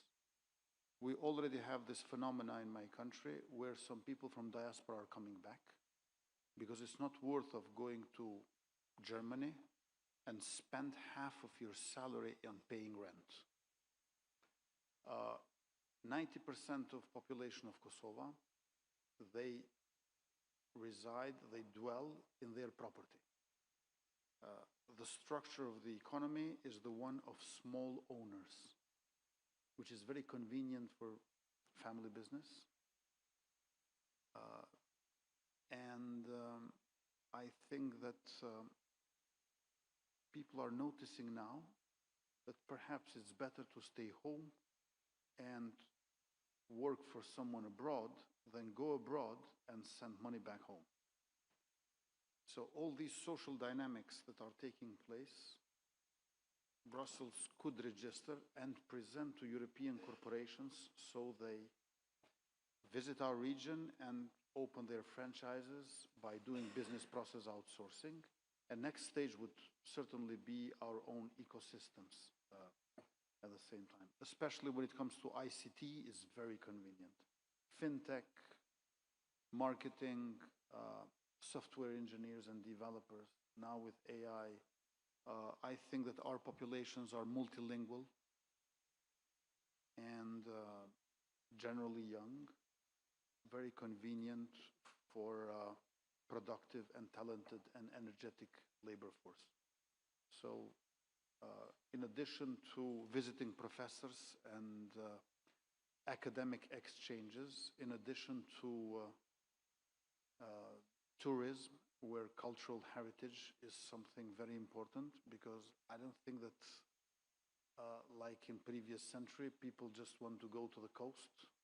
They want to visit different sites, to get to know people. They are not very much keen into typical touristic resorts. I would add this investments of European corporations in the Balkans, because by including us as an investment destination, EU as our destiny gets firmly confirmed. Yes, sure, please. Hvala lijepa. Evo, dozvolite da nakon ovog našeg prvog uvodnog obraćanja također iskažem prije svega svoje zadovoljstvo ovakvim jednim načinom i pristupom rada kroz ovaj naš summit. Mislim da je bio otvoren, iskren dijalog i to je zapravo ono što će najviše, da kažem, doprinijeti učinku onoga čemu svi težimo, a taj zajednički cilj, implementacija potpuna plana rasta, odnosno provođenje reformi, a u konačnici što nas dovodi i do europskih integracija. Kad ste kazali malo prije da naravno očekujete, svi smo ovdje iznijeli pojedinačne stavove šta je koja zemlja uradila, šta se od nas očekuje. Kazali ste da očekujete očajnički od Bosne i Hercegovine da što prije pristupi ratifikaciji ova dva sporazuma. Ja također želim reći da očajnički u ovom trenutku čekamo potvrdu službenu Europske komisije, a već paralelno radimo na pripremama ova dva sporazuma, na uspostavi, odnosno imenovanju koordinatora za reforme i rast i da radimo zapravo konkretnu analizu što smo već do sada po određenim reformama uradili. Svi smo svjesni, ja također želim naglasiti da doista te reforme koje radimo su prije svega interes svih nas, svake zemlje pojedinačno. One su doprinos, one nisu nešto što je samo nekakav uvjet, što je nekakva recka u odrađenom poslu, nego doista da, evo, poštujući ustavnu strukturu i nadležnost koju mi u Bosni i Hercegovini imamo takvu, uspostavljenu, nadam se da će sukladno toj realizaciji povlačiti se određena sredstva, ali prije svega da će biti benefit kako za zemlju, odnosno Bosnu i Hercegovinu, njeno gospodarstvo, njeno stanovništvo, benefite koje treba imati u ovom stvaranju ambijenta poslovnog povoljnijeg u Bosni i Hercegovini, tako i za zemlje regije. Evo, želim reći da također pozdravljam inicijative koje idu u pravcu od strane Europske komisije u smislu održavanja ovih investicijskih konferencija, pa smatram da bi možda, to sam razgovarala i prilikom zadnje posjete sa predsjednicom Europske komisije, da bi jedna takva trebala biti na prostoru Bosne i Hercegovine. Evo, učinit ćemo sve da se to dogodi u skorije vrijeme, tako da i ove zapravo benefite i sve ovo o čemu pričamo i što nas očekuje bude prezentirano poslovnom jednom ambijentu, poslovnim ljudima, jednom okruženju, kako bi se stvarno uvjerili sve što nam treba biti kao benefit kroz ovaj naredni period i kroz reforme koje nas očekuju. Evo, na poseban način, evo recimo samo jedna činjenica SEPA, koji su to nekakvi efekti i tako dalje. I evo, željela bi potaknuti sve nas nekako da evo pokušavamo što više implementirati i onih stvari koje možda u ovom trenutku su nam završene, a ovise od nekakvih operativnih odluka kako bi se vidjeli stvarni učinci nekako na terenu. Evo, želim reći da ću prenijeti ove poruke i prema svim institucijama i razinama vlasti u Bosni i Hercegovini i nastaviti dalje na ovim našim prioritetima i zajedničkim ciljevima. Hvala vam lijepa doista na poseban način za gostoprimstvo koje je poslalo jednu posebnu poruku i kroz onu sinoćnu nekakvu večeru da pokušavamo u okviru nas kao lidera regije raditi na otklanjanju onih nekih percepcija i tako dalje, bilo neki koji se vežu za pojedinačne zemlje, a bilo za sve zapravo zemlje regije. Evo, hvala još jednom na svemu. Thank you, Borjana. Thank you, Eddie. So first of all, dear Marta, I thought when you mentioned Montenegro at 98%, Albania 90-something%, that we'll be at 100%, right, Eddie? Like, we're a little disappointed. We are under. Yeah, so you know, we don't accept anything lower than 100%. Jokes aside. Good if you say 100, not 150, you know. As a true Montenegrin. So, jokes aside, we don't want to be antisocial, cramming geek student in the class who is trying to isolate itself from the region and trying to kind of trying to be arrogant and trying to have this aureole of front runner or whatever not. And Montenegro has to stay humble and forget about kicking above its weight. Whoever tries to kick above its weight is going to get kicked sooner or later. So I think all of us, the key is the base of European integration is regional collaboration, is regional integration. So geography is destiny, and we have to keep improving, keep trying, never give up. You know, there are zillions of challenges coming our way: domestic, political, financial, economic, social. God, every country has its own challenges, has its own different things, but we should never give up trying, and you know, never give up the hope that we can actually do it. We can become part of the unified Europe, and I'm 100% confident about that. There's absolutely nobody with more skin in the game than Montenegro for the whole region to join EU. This is, I think, very clear. Not only EU, but I said it before, NATO as well.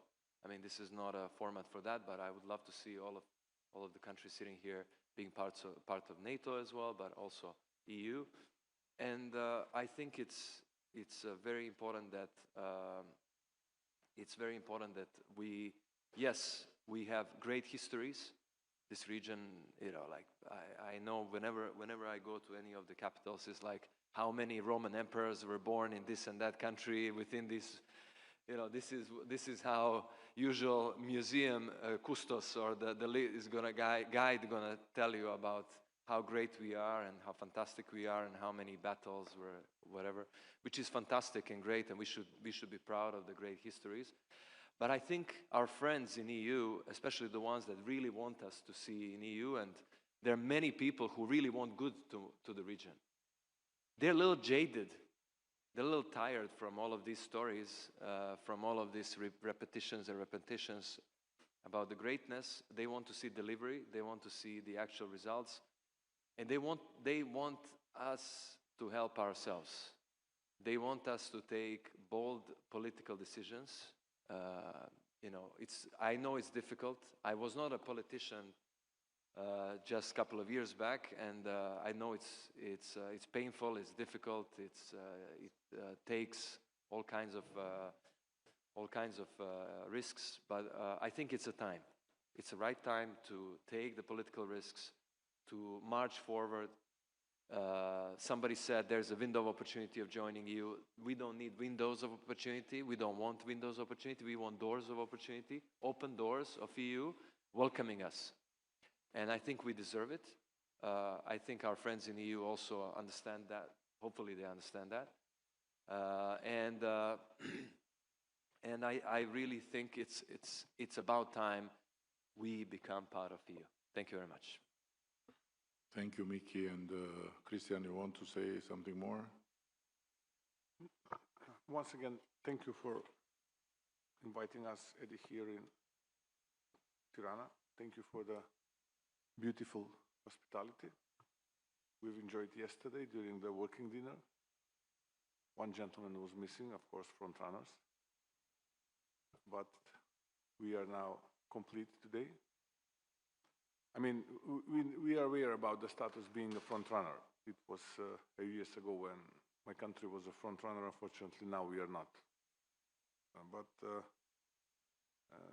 Sometimes even if you are taking a very brave, sometimes stupid political decisions, again, it's not sufficient, and it's not something that that is enough. And sometimes in your lives, you need to admit to yourself and to your people, because you are receiving credibility from your people, that is enough is enough.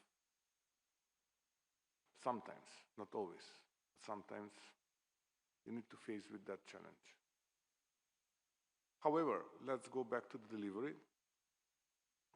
I just forgot to inform you yesterday during the working dinner that we finally managed to unlock fast railway or railway project with our eastern neighbor.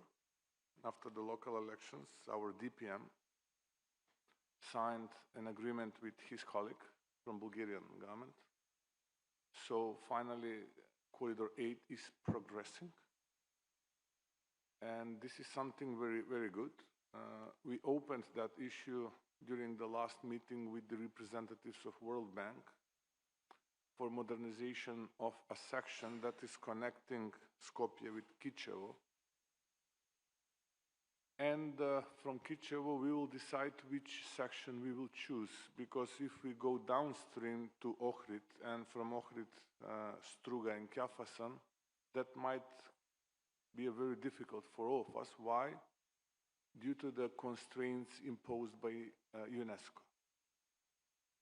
And that region has been protected by UNESCO as a World Natural and Cultural Heritage, and we are not able, unfortunately, to do nothing. So maybe directly from Kičevo we will connect railway to Lin, but we have to talk about this, Eddie, with you, and we have to define what will be the exact route that will be a part of this project.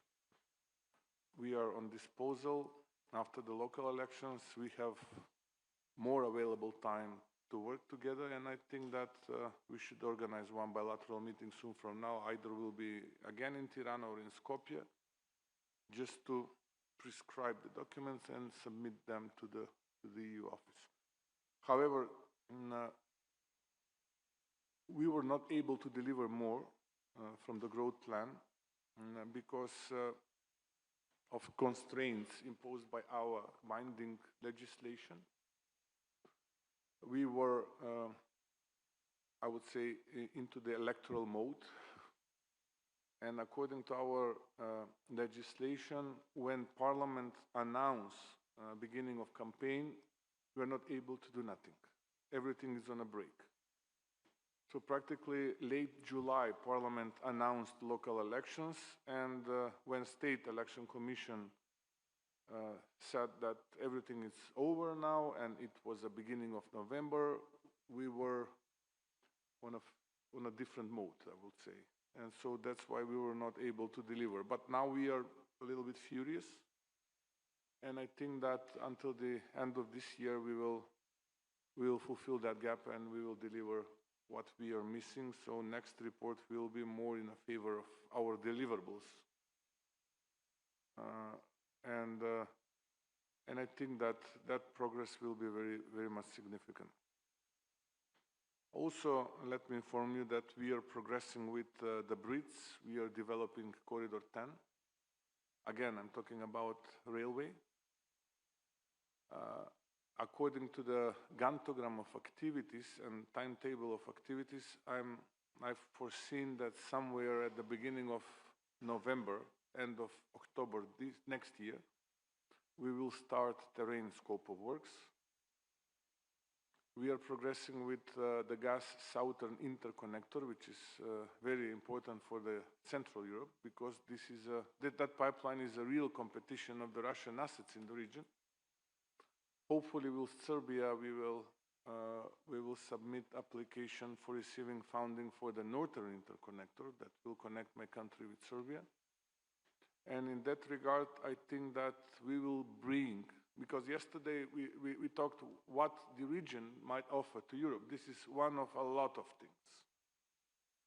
So that pipeline will change a little bit consumption portfolio of energy in Central Europe, and will bring additional option avoiding Russian assets in the region and the pipeline so-called South Stream. So I think that we are accelerating this. We are working together. This is in my optics, personal optics, and we've raised this issue in front of the World Bank representatives. They would be very keen to jump into the project. Today I received again from the representative of World Bank, again confirmation that our section is I would say smaller. The section from the Serbian side is a little bit bigger, but I don't think that might be a problem. Also, we discussed with Prime Minister Kurti for one section that will lead from our capital to the border with Kosovo. And there will be a valve, and that valve will be closed when Kosovo will decide to connect pipeline that will be developed later. Then we will open that valve, so they will be able to use gas as a energy supply. I know that they have a huge deposits of coal, but bearing in mind CBAN and some other green initiatives, I think that using gas for production of electricity and changing a little bit production portfolio might help to Kosovo export, because if CBAN will be applicable starting from the new year or 1st of January 2026, then all exporters from Kosovo to the EU market must declare the origin of electricity. And I'm afraid that if they declare that the origin of electricity will be from coal, that might impose additional taxes. But however, we are on disposal. We would like to deepen our regional cooperation with our neighbors. So we are also focused on judiciary. There is a huge debate in my country about judiciary reforms, which are not substantial reforms. I'm not talking about the substance. We are talking about independent budget and increasement of salaries of judges and prosecutors. For example, the president of court in my country has a salary 25% bigger than the salary of prime minister. And they are still asking for more. Unfortunately, we received some critics, which were a part of the last EU report about judiciary and prosecutory, and we took on consideration one report developed by European Council, where is very clearly written that my country's central budget foreseen percentage of our GDP for financing courts and prosecutors amount which is bigger than 75% of EU member states. For example, we are giving to them 0.39% of our gross domestic product, and the European average is 0.31, and median is 0.22. For example, Netherlands is 0.2%, France is 0.2%, Germany is 0.3%, and we are 0.39%. For example, Albania is something above 0.2%. So sometimes I think that we need to have a longer dialogue with the representatives of EU in our domestic countries, which are with the foot on the ground, because at the end of the day, they are submitting reports to your offices. And sometimes I'm afraid that might create a different perception, public perception. And unfortunately, in politics, not always substance matters. Sometimes perception is more important than substance. Unfortunately, all the time, yes, you are right. I was talking about substance, but not all of our citizens are able to listen to substance, and therefore we are trying to do something publicly now. But however, we will continue to deliver. As you said, Madam Commissioner, deliverables are important. Deliverables matters. Everything else is a fairy tale. Everything else is a story. I'm not a political animal. I'm an engineer, and I would like to talk about something which is tangible. And sorry for being boring maybe sometimes, but I would like to talk always more about deliverables which are tangible and not create only a perception among the citizens, but also citizens are able to see, to touch, and to use.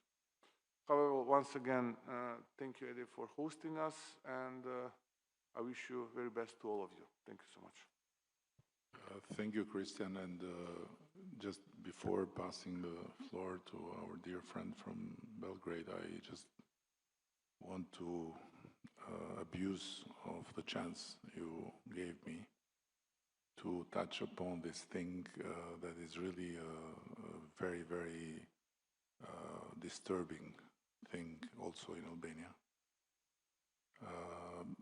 which is related to another fact, that when we did the justice reform, we made a decision to raise the salaries of the judges and of the prosecutors far above the pyramid of wages. And as a matter of fact, today, the judges and the prosecutors that are in key positions have close to the double of the President of the Republic. And but this meant that they would get an increase before everyone else to get full support for the whole thing that they have to do. It didn't mean that every time there is an increase of wages, their wages will increase, right? So what they did was that when we had an increase of wages, they went to the Constitutional Court and they asked to increase their wage. And the Constitutional Court increased the wage, which was completely shocking, because it's not for the court to increase or to decrease wages or to do policies of wages, but it's the Constitutional Court. Now, on 11th of December, they want another increase. And if this flies, it's 1,700 euro of increase for them, which is the double of the average salary in the country.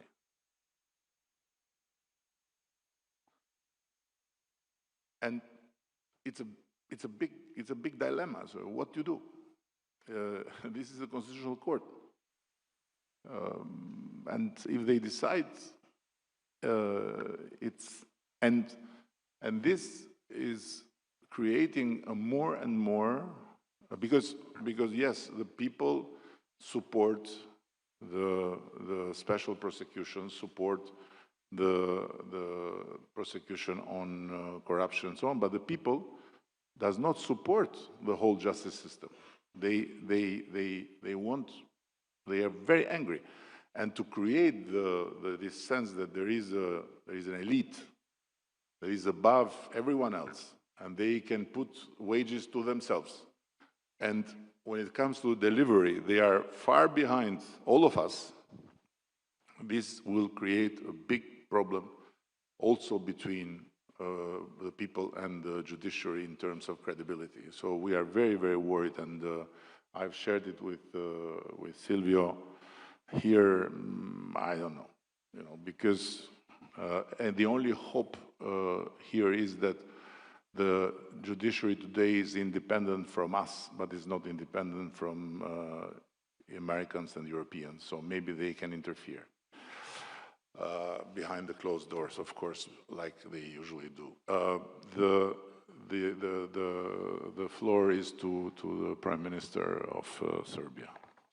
Thank you, Eddie, very much. So thank you all for the nice reception here in Tirana. And I would like just to stress on two issues. One is the direct, as Christian told, that we would like to connect. Interconnection is really important. So with the energies, but also with the, let's say, free doors for the intercommunication between the countries is really important. So this issue of our bilateral opening the borders is a really good sign. So we can actually, I would like to go from Belgrade and then to come to Greece without any borders, if it is possible. So connection is really important, and I believe that all the issues that were touched are important for the citizens. This is, I mean, this is the most important thing that we have to bring here. And this is my third time to be on such meetings, and this is one of the most, how can I say, constructive and open, and really discussions are really nice. So the connections are on my first place, I can say, and this is what the Serbian people are expecting to have.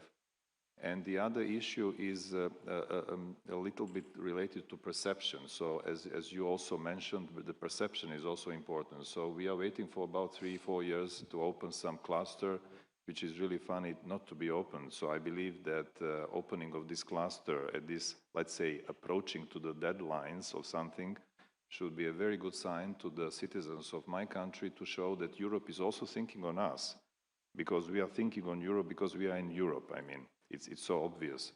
And the same, I mean, message could be also placed to the other two countries that do not start the process. So what I'm really pledged on is to open such political issues and to be like deliverables to the citizens as the nice gift to the people that they really deserved. So this is my let's say, conclusion about this, and I'm really very happy to be on the next meeting with you. Thank you very much. Thank you, Prime Minister, and I'm just taking a few more minutes for my portion of free speech. First of all, I want to mention what was said here about the finance behind the growth plan, and I have shared this with Gertjan and with Sylvia also, that it would be very helpful if the schedule kind of change, because if we have potentially 6 billion and we are today at 448, which is the end of the 25, there are 2 remaining years, and it would be a pity to lose this money, while for us this money are really very important. And I want to connect this with also our military side when it comes to Montenegro, North Macedonia, and Albania, that have to stretch a lot in terms of the budget because of the NATO obligation to go upper and upper, and this is something not easy. But above that, there is this thing that we have to show that we are good American Talibans. So we have to buy weapons from the Americans. So we have to participate also in this. So again, it's an overburden. So please try to consider these 2 things. One, to a bit change the schedule of payments, of course, without changing anything in the deliverables, because this is how it goes. It's a financially sound marriage. It cannot be a marriage that can go bankrupt. So this is number 1, and maybe there is a chance, Gertjan, to push for us to be part of this SAFE program of financing of the European Union, because there is somewhere something, I'm not going to say unfair, because I took out from my vocabulary since long time the word unfair when I talk with the European Union. But it's somehow, not right that we have to behave same when it comes to Ukraine, when it comes to the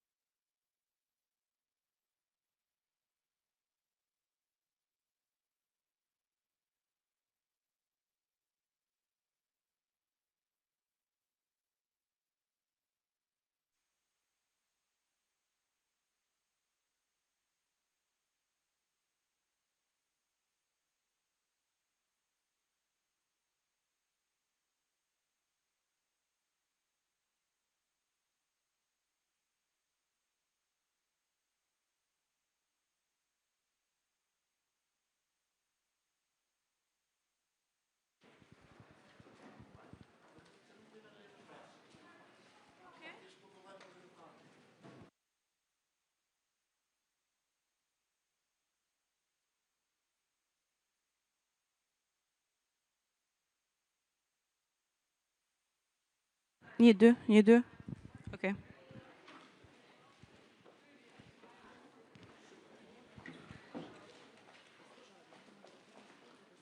Një, dy.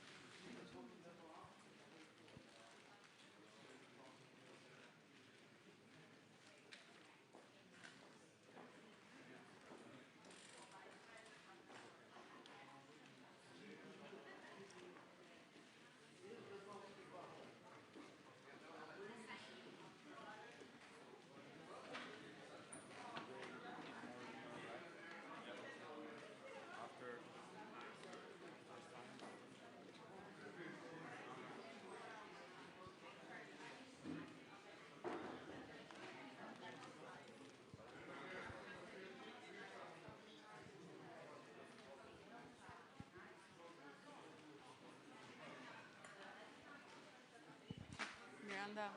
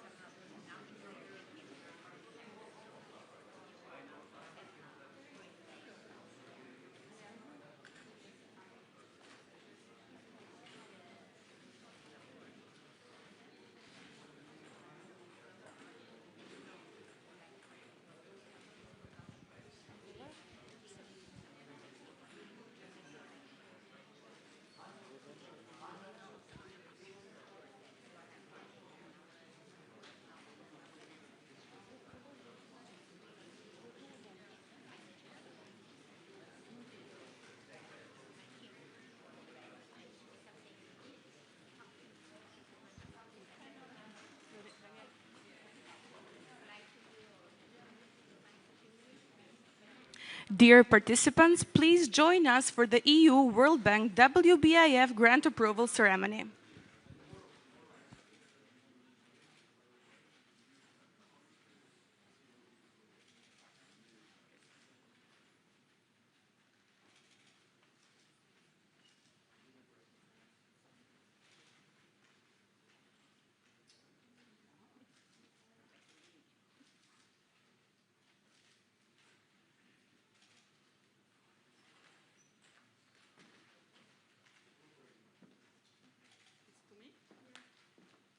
Okay, so thank you very much. I'm impressed by this participation. I thank you, leaders, excellencies, dear Xiao Xingyo.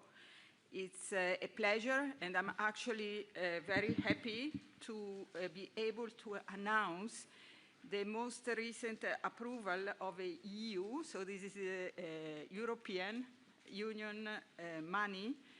It's fresh money. It's a grant of 54 million euros, which go to the Safe and Sustainable Transport Program that is managed by the World Bank. And indeed, dear Prime Minister, I can confirm that we are cooperating very closely, and I would dare say closer to being in full harmony with the World Bank on this project, but also more widely. This brings the total amount of EU grants for the Safe and Sustainable Transport Program to 134 million euros since 2023. So this is in itself an indication of the importance that the European Commission is giving to the program. What is it about? It's about very tangible things, if we think of it, because the program is about improving road and railway safety. It's about upgrading technical capacity. It's about digitalizing, and concretely, relative to the green lanes that were mentioned also before by you, dear leaders, this money will contribute to facilitating through upgrading of the border crossing points, facilitating trade between your respective countries. And we know trade brings wealth, and wealth is good for all your and our citizens. So again, let me thank the World Bank.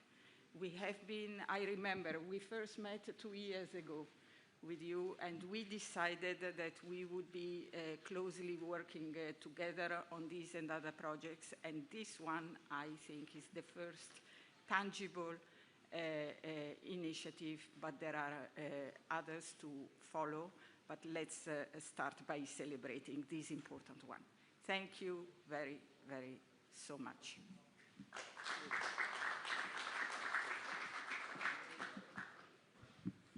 Thank you very much, Valentina. The World Bank is very grateful for the continued trust and collaboration with the European Union. This new grant is a signal of our continued commitment, our shared commitment to the Western Balkans. The safe and more reliable transport system, we believe, will help us to deepen trade and to foster growth. Safe and Sustainable Transport Program is a unique investment package that helps to bring the Western Balkan countries closer to the European Union's 450 million people. The program, as Valentina mentioned, finances investments such as upgrading railway crossing, digitizing the border crossing points, as well as digitizing the management of the transport system and road safety.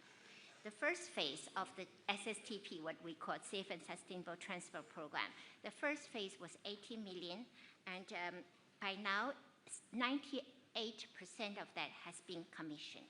So it's actually very much under progress. And it is also leverages 290 million euro of the World Bank investment in the Western Balkans in the transport program. So this is the European Union's grant really leverage and help us to bring more bigger scale transport investment in the Western Balkans. We really value our collaboration with the Western Balkan government and with our European Union and DG NST, and also Transport Community Secretariat. I think it's been wonderful partnership with our European partners, and we very much look forward to continue this collaboration as we bring more investment to the Western Balkans. The Trade and Transport Facilitation Program 2 is one of such examples, but it goes beyond that. We look forward to supporting the region in its continued effort to better connectivity and deeper integration. Thank you so much.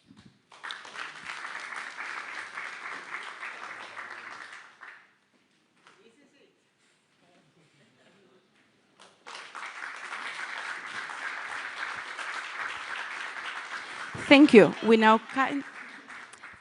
kindly invite the leaders to prepare for the family photo. Thank you.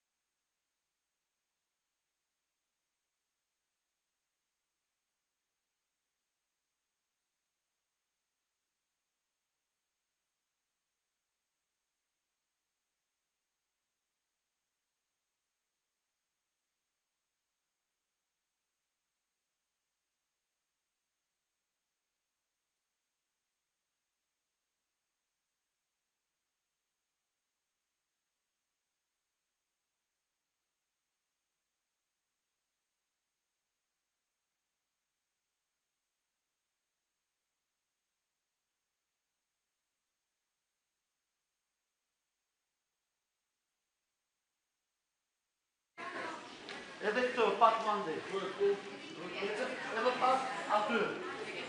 Gjirë pak për para shqiptare.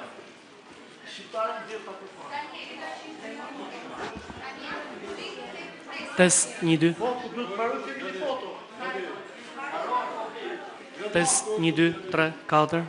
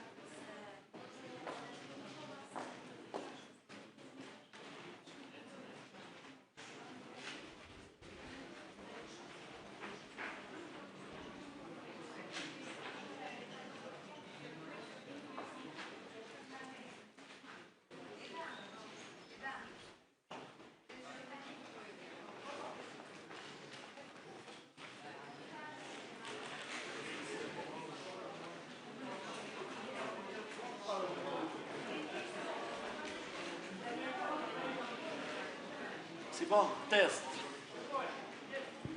1, 2. Test, prova. 1, 2, 3, 4, prova, test. Test, 1, 2, 3, 4.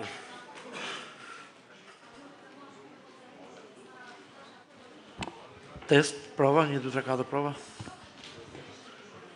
E ok?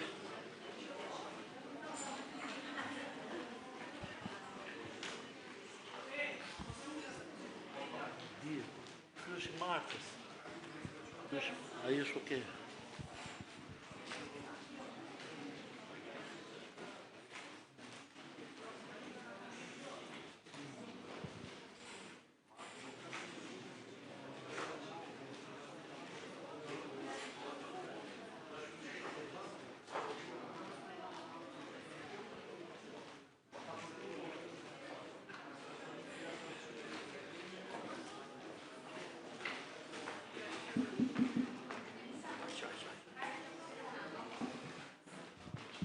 Ja.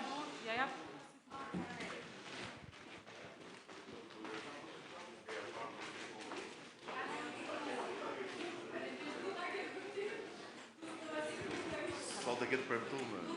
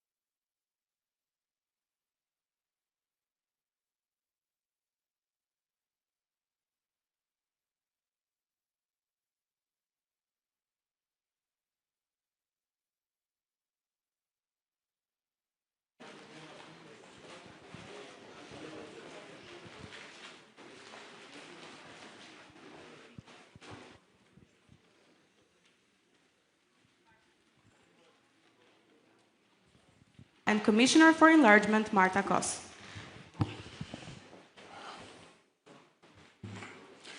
Përshëndetje, ishte një tjetër ditë europiane në plot kuptimin e fjalës për Shqipërinë dhe Tiranën, mitin e planit të rritjes së Bashkimit Evropian për Ballkanin Perëndimor, një tryezë që është ndërtuar për të bërë një bilanc të periudhës midis samiteve, për të vlerësuar rezultatet e nismave të përbashkëta, për të nënvizuar të ndjekur në mënyrë të detajuar kalendarin e detyrave shtetet e Ballkanit Perëndimor në raport me planin e ri të rritjes dhe për të diskutuar në fund në mënyrë të lirshme lidhur me gjithçka që secili ndjen nevojshme të ndajë me tryezën. Shkurtimisht po sjell këtu në vëmendje të publikut disa nga angazhimet, roamingu që me marrëveshjen e re do të përfshihet edhe për qytetarët tanë në regjimin e Bashkimit Evropian, një hap shumë i rëndësishëm dhe do me thënës pas atij me pagesat, të cilat tani më bëhen pa asnjë ngarkesë ekstra, duke kursyer dhjetra miliona euro nga xhepat e qytetarëve të secilit prej vendeve të Bashkimit të Ballkanit Perëndimor. Ndërlidhja me korridoret europiane vazhdon të mbetet prioritet dhe vazhdon të financohet nga instrumentat e Bashkimit Evropian. Tregtia dhe lehtësimi i saj përmes një plani të detajuar lidhur me pikat kufitare, transformimi digjital dhe identiteti digjital, të cilin ne kemi gratis që kemi prezantuar dhe do të afusim në jetën reale në fillim të vitit të ardhshëm, duke praktikisht i paraprirë atij që do të jetë pastaj gjithë sistemi i identifikimit digjital të Bashkimit Evropian, që do të thotë do të ketë më nevojë për karta identiteti, për pashaporta e kështu me radhë, sepse identifikimi do të bëhet thjesht përmes celularit. Dhe po ashtu, identiteti digital do të vlejë dhe për shumë aktivitete të tjera që kanë të bëjnë me transakcione financiare, që kanë të bëjnë me blerjet e drejt për drejta përmes telefonit.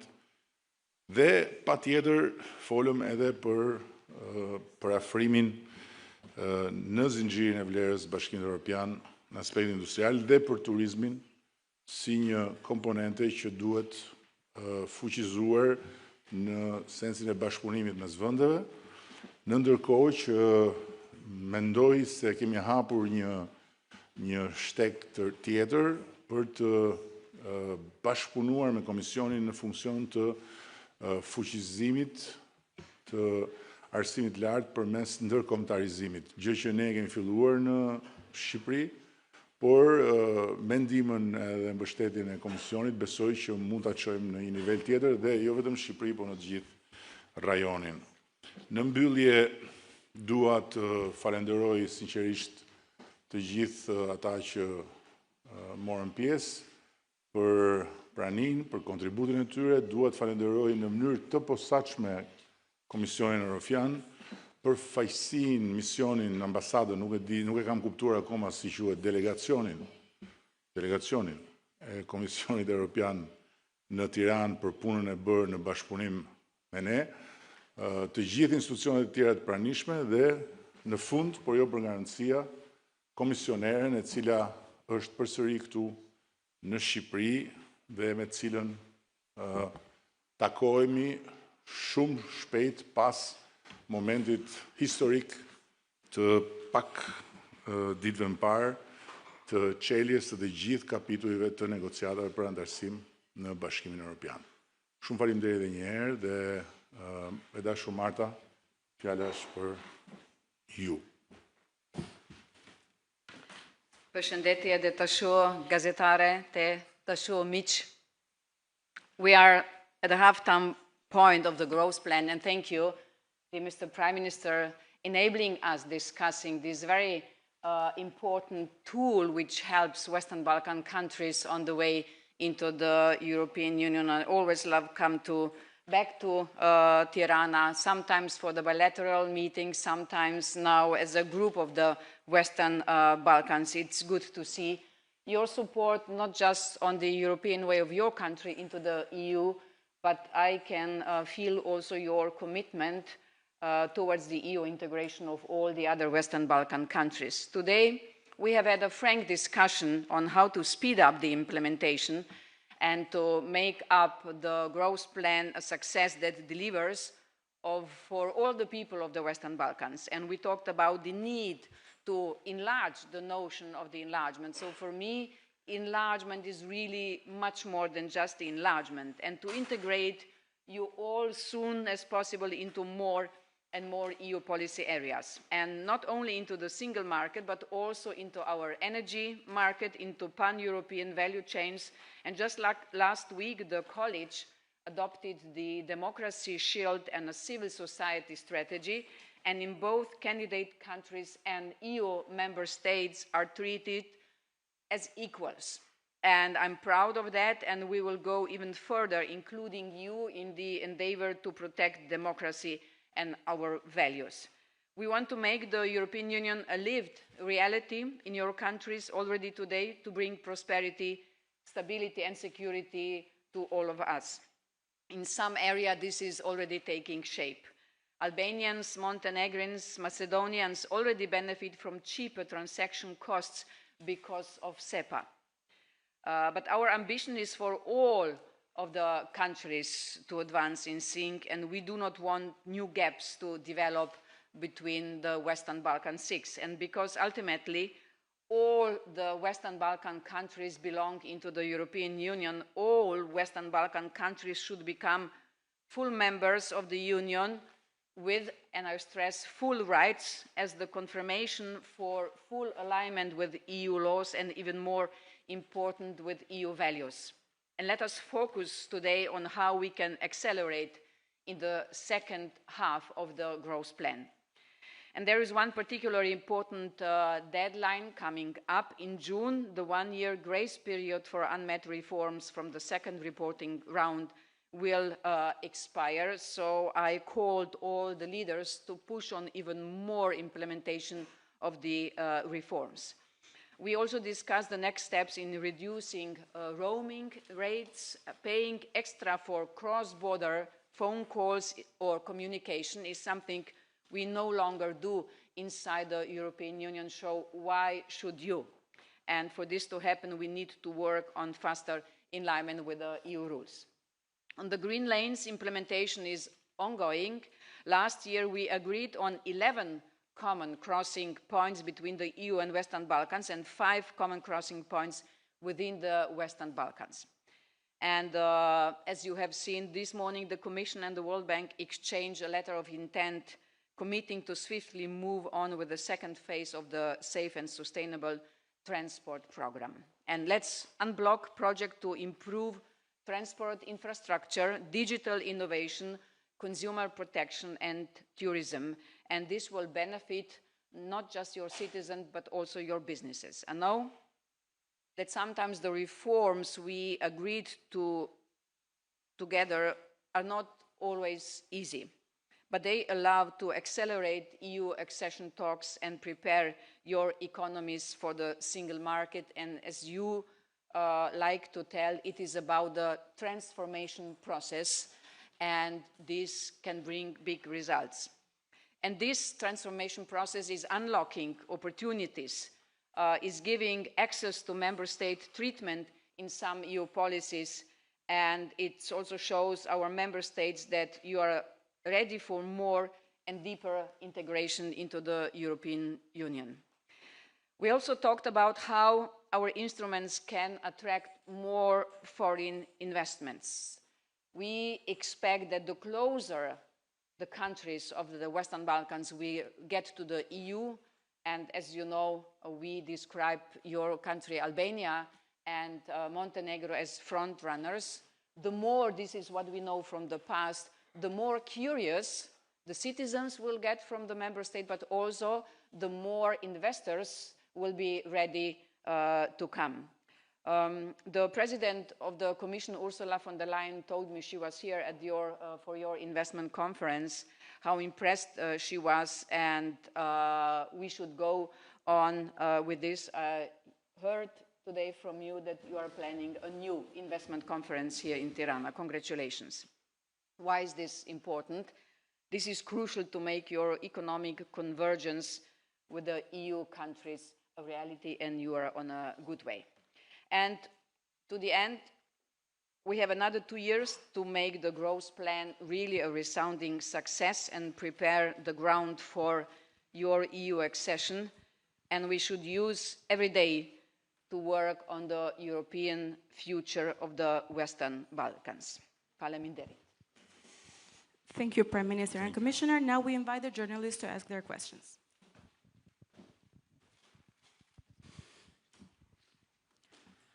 Ambrozia Meta nga Syri Televizion. Pyetja e parë është për komisioneren për sqarim. Raporti OSBE-u diri dhe raporti i Komisionit Evropian evidentuan se zgjedhjet e 11 majit ishin një gare pa barabartë ku ke shpërdorën burimet shtetërore, pati intimidim ndaj votuesve, dikim nga rrjeti i patronazhistëve dhe përfshirje madje edhe nga bandat kriminale. Në gjykimin tuaj si lexoni këtë raport? Ishin zgjedhjet e 11 majit një standard i plotësuar për integrimin, a ishin ato në standardet e Bashkimit Evropian?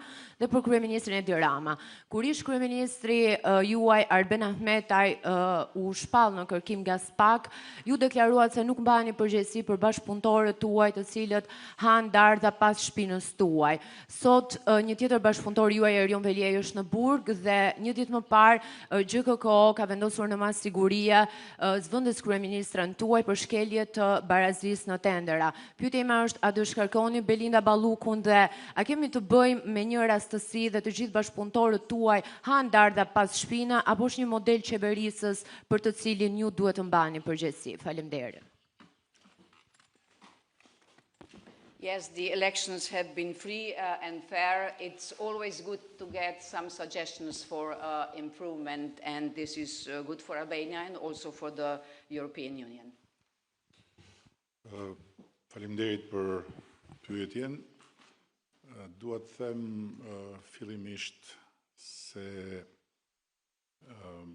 nëse sot Shqipëria i ka hapur të gjithë kapitujt e negociatave për antarësim,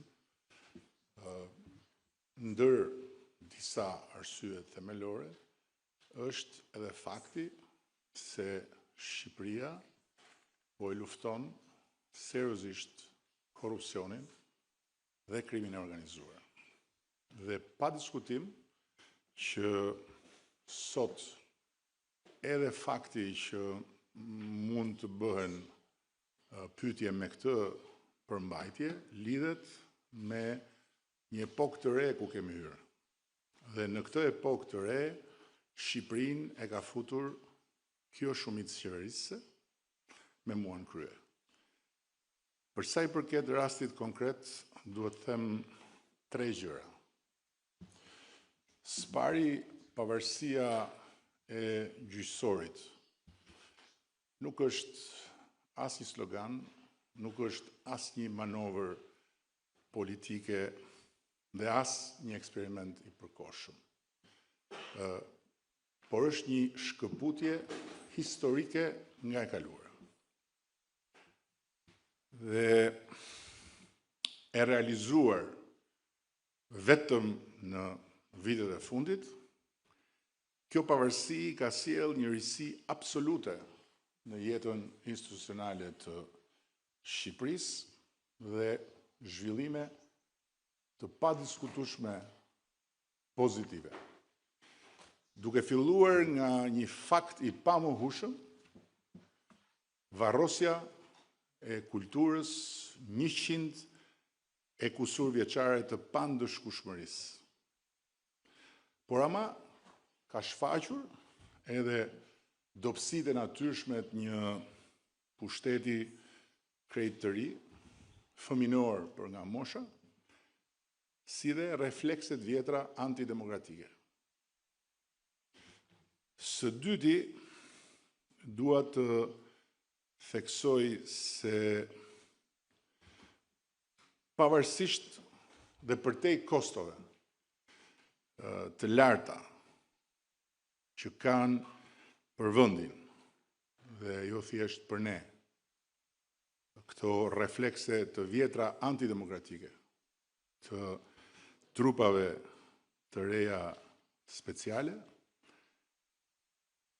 për ne dhe për mua personalisht, mbrojtja e pavarësisë dhe ruajtja e pavarësisë së sistemit të drejtësisë janë para kushte. Janë para kushte për çdo qëndrim nga ana jonë, sepse, siç thotë edhe një fjalë e mençur që mua më pëlqen shumë, kur nuk duhet hedhur fëmia bashkë me ujin e pistën. Dhe këtu vite e treta, pezullimi nga detyra e një ministri, në këtë rast edhe zëvendës kryeministri, pra drejt për drejt përgjegjës për drejtimin e qeverisë në mungesë kryeministrit, është një tjetër shfaqje e pikërisht astyre doftësive që përmenda më lart, të një pushteti krejt të ri dhe e reflekseve antidemokratike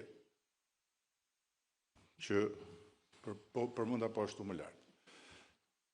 Ky është një rast unikal në historinë e Europës dhe po ashtu edhe në historinë e trupave speciale të drejtësisë që janë krijuar në proceset e integrimit evropian të vendeve të ish-lindjes komuniste, ku s'ka ndodhur kurrë që një prokuror dhe një gjykatës të mblidhen kokë në kokë dhe të pezullojnë nga detyra një antar i qeveria. Por, dhe ky është një por shumë i madh, nëse një prokuror special dhe një gjykatës special, i shkallës parë të speciales, këtu në Shqipëri, kanë vendosur të pezullojnë një ministër, cënimi drejt për drejt i pavarësisë dhe i funksionimit të një pushteti tjetër të pavarur, siç është ekzekutivi, duke marrë kompetencat e kryeministrit, të presidentit dhe të parlamentit prej nga buron mandati i qeverisë dhe i çdo ministri, zgjedhja jonë në raport me këtë fakt është strategjikja si gjithmonë për ta ruajtur dhe për ta mbështetur pavarësinë e gjyqësorit si parakusht, edhe në këtë rast ekstrem. E thënë drejt për drejt, ne nuk mund të përgjigjemi një arbitrariteti të këtyre përmasave me asnjë lloj arbitrariteti. Dhe as do të angazhohemi larg qoftë në një betejë politike, retorike me drejtësinë. Por do vazhdojmë me durimin tonë strategjik. Do ta ruajmë dhe mbështesim pavarësinë e gjyqësorit, do të respektojmë pa kushte vendimin e pezullimit të ministres dhe në ndërkohë do të kërkojmë mbrojtjen e pavarësisë së funksionimit të cënuar të qeverisë vetëm tek drejtësia në gjykatën kushtetuese. Këta jemi ne, ky jam unë, dhe kështu do të jetë deri në fund, kur unë të kem privilegjin që të udhëheq Shqipërinë për ta bërë antare të Bashkimit Evropian. Mbrojtja e pavarësisë së re dhe jo të përkohshme të sistemit drejtësisë është prioriteti ynë absolut edhe përballë situatave kaq flagrante sa kjo situatë, për cilën po drejtësia duhet të gjejë përgjigjen kushtetuese. Raziela Muslimaj nga Report Televizion. Zoti kryeministër, siç e cekët edhe vetë që qeveria nuk mund të qëndrojë pa një zëvendës kryeministër, është një post kushtetues. A keni diskutuar dhe keni menduar për emrin që do të zvendësoj Belinda Balluku në postin e zëvendës kryeministrit dhe a do të jetë me një karakter po kaq të fortë politik sa Belinda Balluku apo do të jetë një figurë më teknike ndoshta? Nuk u kuptuam. Pezullimi është vendim i një gjykate që ne do ta përcjellim në gjykatën kushtetuese si një akt brutal ndërhyrje në pavarësinë e pushtetit ekzekutiv. Dhe gjykata kushtetuese do duhet të na thotë se cili është qëndrimi i saj bazuar mbi Kushtetuën e Republikës së Shqipërisë. Pra nuk jemi në kushtet kur duke ndërhyrë me forcë në pavarësinë e ekzekutivit mund të diktohet ndonjë lëvizje e qeverisë. Kështu që për periudhën që flasim, qeveria e Shqipërisë nuk ka zëvendës kryeministër dhe nuk ka një ministër të infrastrukturës dhe energjisë që funksionon. Kaq. Përshëndetje, Erkys Gjençe, News 24. Zonja Kos, ju dëgjuat deklaratat e kryeministrit për sa i përket çështjes së zonjës Balluku, zëvendës kryeministres. Një pyetje për ju. Bashkimi Evropian a pret që vendet anëtare që aspirojnë të anëtarësojnë në Bashkimin Evropian të kenë një zëvendës kryeministër dhe ministre e cila mbi të cilën e rëndon një akuzë nga prokuroria speciale? Faleminderit. I cannot comment the concrete cases. What I can say is that independent judiciary system is one of the biggest achievements of Albania in the last years, and that also Albania has made important progress on fighting corruption. And this is what we have also found out or put down in our enlargement report. What has happened in the last 2 years in Albania on the field of the rule of law, on the field of protection of the citizens and the companies, and I could go on, is unprecedented. What we want from every candidate country is having a system when there will be, with the help of a judiciary system, legal certainty that if the rights from somebody are violated, there are judges and courts who will take care of this. And of course, you know, such cases are happening all around. What is important is that we follow the rulings of the courts, and this is what I have heard will happen also here. Dhe për ta mbyllur duhet shtoj diçka që është shumë e rëndësishme në parim, sepse u u sol këtu Bashkimi Evropian si një pikë referimi për çfarë duhet ndodhi nga pikpamja politike. Nuk ka një qëndrim uniform Bashkimi Evropian, por ajo që është më e rëndësishme se sa kjo, është që nuk bën vaki në Bashkimin Evropian. Që njerëzit të pezullohen nga funksionet, është unike në historinë e Evropës kjo, duke qenë të zgjedhur.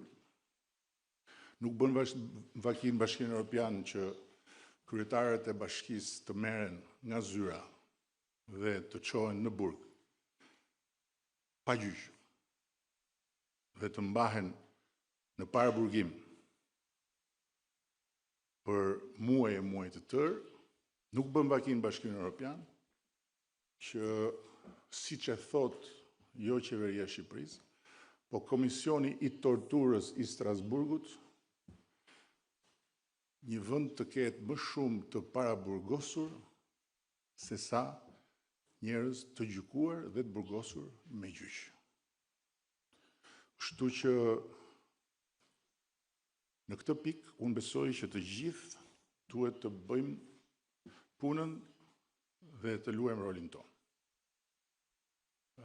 Ne kemi tonin, roli ynë është që të jemi garant të kësaj pavarësie të drejtësisë që Shqipëria po e njeh për herë të parë në historinë e vet, ta mbrojmë këtë pavarësi të gjyqësorit edhe kur rëndon mbi ne në formën e një padrejtësie sipas nesh, që e përsëris nuk ka të ngjashme në Europë dhe të respektojmë kufirin tonë, pa hyrë në territorin e një pushteti tjetër të pavarur. Por nga ana tjetër, të gjithë duhet të bëjnë detyrën e tyre. Nuk mund të hyhet në territorin e një pushteti tjetër të pavarur dhe kjo vlen edhe për pushtetin ekzekutiv, kjo vlen edhe për pushtetin legjislativ. Ashtu si kundër, miqësisht ju them që kultura e gjyqeve popullore dhe e organizimeve nëpër salla që dikur ishin salla teatrosh dhe vatrash kulture, sot janë sallone mediatike, për të dhënë dënime bazuar mbi sekrete hetimore të nxjerra nga vetë prokurorët, është një kulturë që duhet ta luftojmë të gjithë, sepse nuk i bën mirë askujt dhe nuk i bën mirë kësaj shoqërie. Por, natyrisht, nuk është puna ime ajo, puna ime është kjo që po ju them. Ne jemi garantët e pavarësisë gjyqësorit, do vazhdojmë të jemi garantët e pavarësisë me çdo çmim, edhe kur çmimi është i atill që të vjen të mos ndalesh duke thënë se çfarë të shkon nëpër mend. Por këtë rrugë kemi zgjedhur dhe vetëm kështu ne mund të arrijmë objektivin që të bëhemi vend antar i Bashkimit Evropian dhe duhet ta besojmë këtë gjë. Është një pushtet i ri, fëminor, i ndërtuar mbi një të kaluar që nuk e ndihmon drejtësinë e pavarur. S'ka traditë, s'ka kulturë historike të një drejtësie të pavarur. Aftësitë e prokurorëve dhe gjykatësve janë një pjesë shumë e rëndësishme që duhen rritur dhe forcuar. Duhet kohë, duhet durim dhe duhet vendosmëri. Ne këtë vendosmëri e kemi dhe për sa kohë do ta kemi, do të jetë kështu. Dhe kur them për sa kohë do ta kemi, flas për veten time. Që sa të jem unë në këtë detyrë nuk do shikoni luftra me drejtësinë apo akuza për të kundërshtuar, akuza që bën drejtësia. Ato duhet i shohë gjykata, por ama nga ana tjetër ka një kufi. Ai është kufia që përcakton kushtetuta midis pushteteve të pavarur. Dhe nëse ne lejojmë të shkelë dhe ai kufi, atëherë ne kemi humbur diçka që është themelore jo për mua, as për këtë qeveri, as për një ministër sa qeverie, po për rendin kushtetues në Republikën e Shqipërisë. Shumë faleminderit.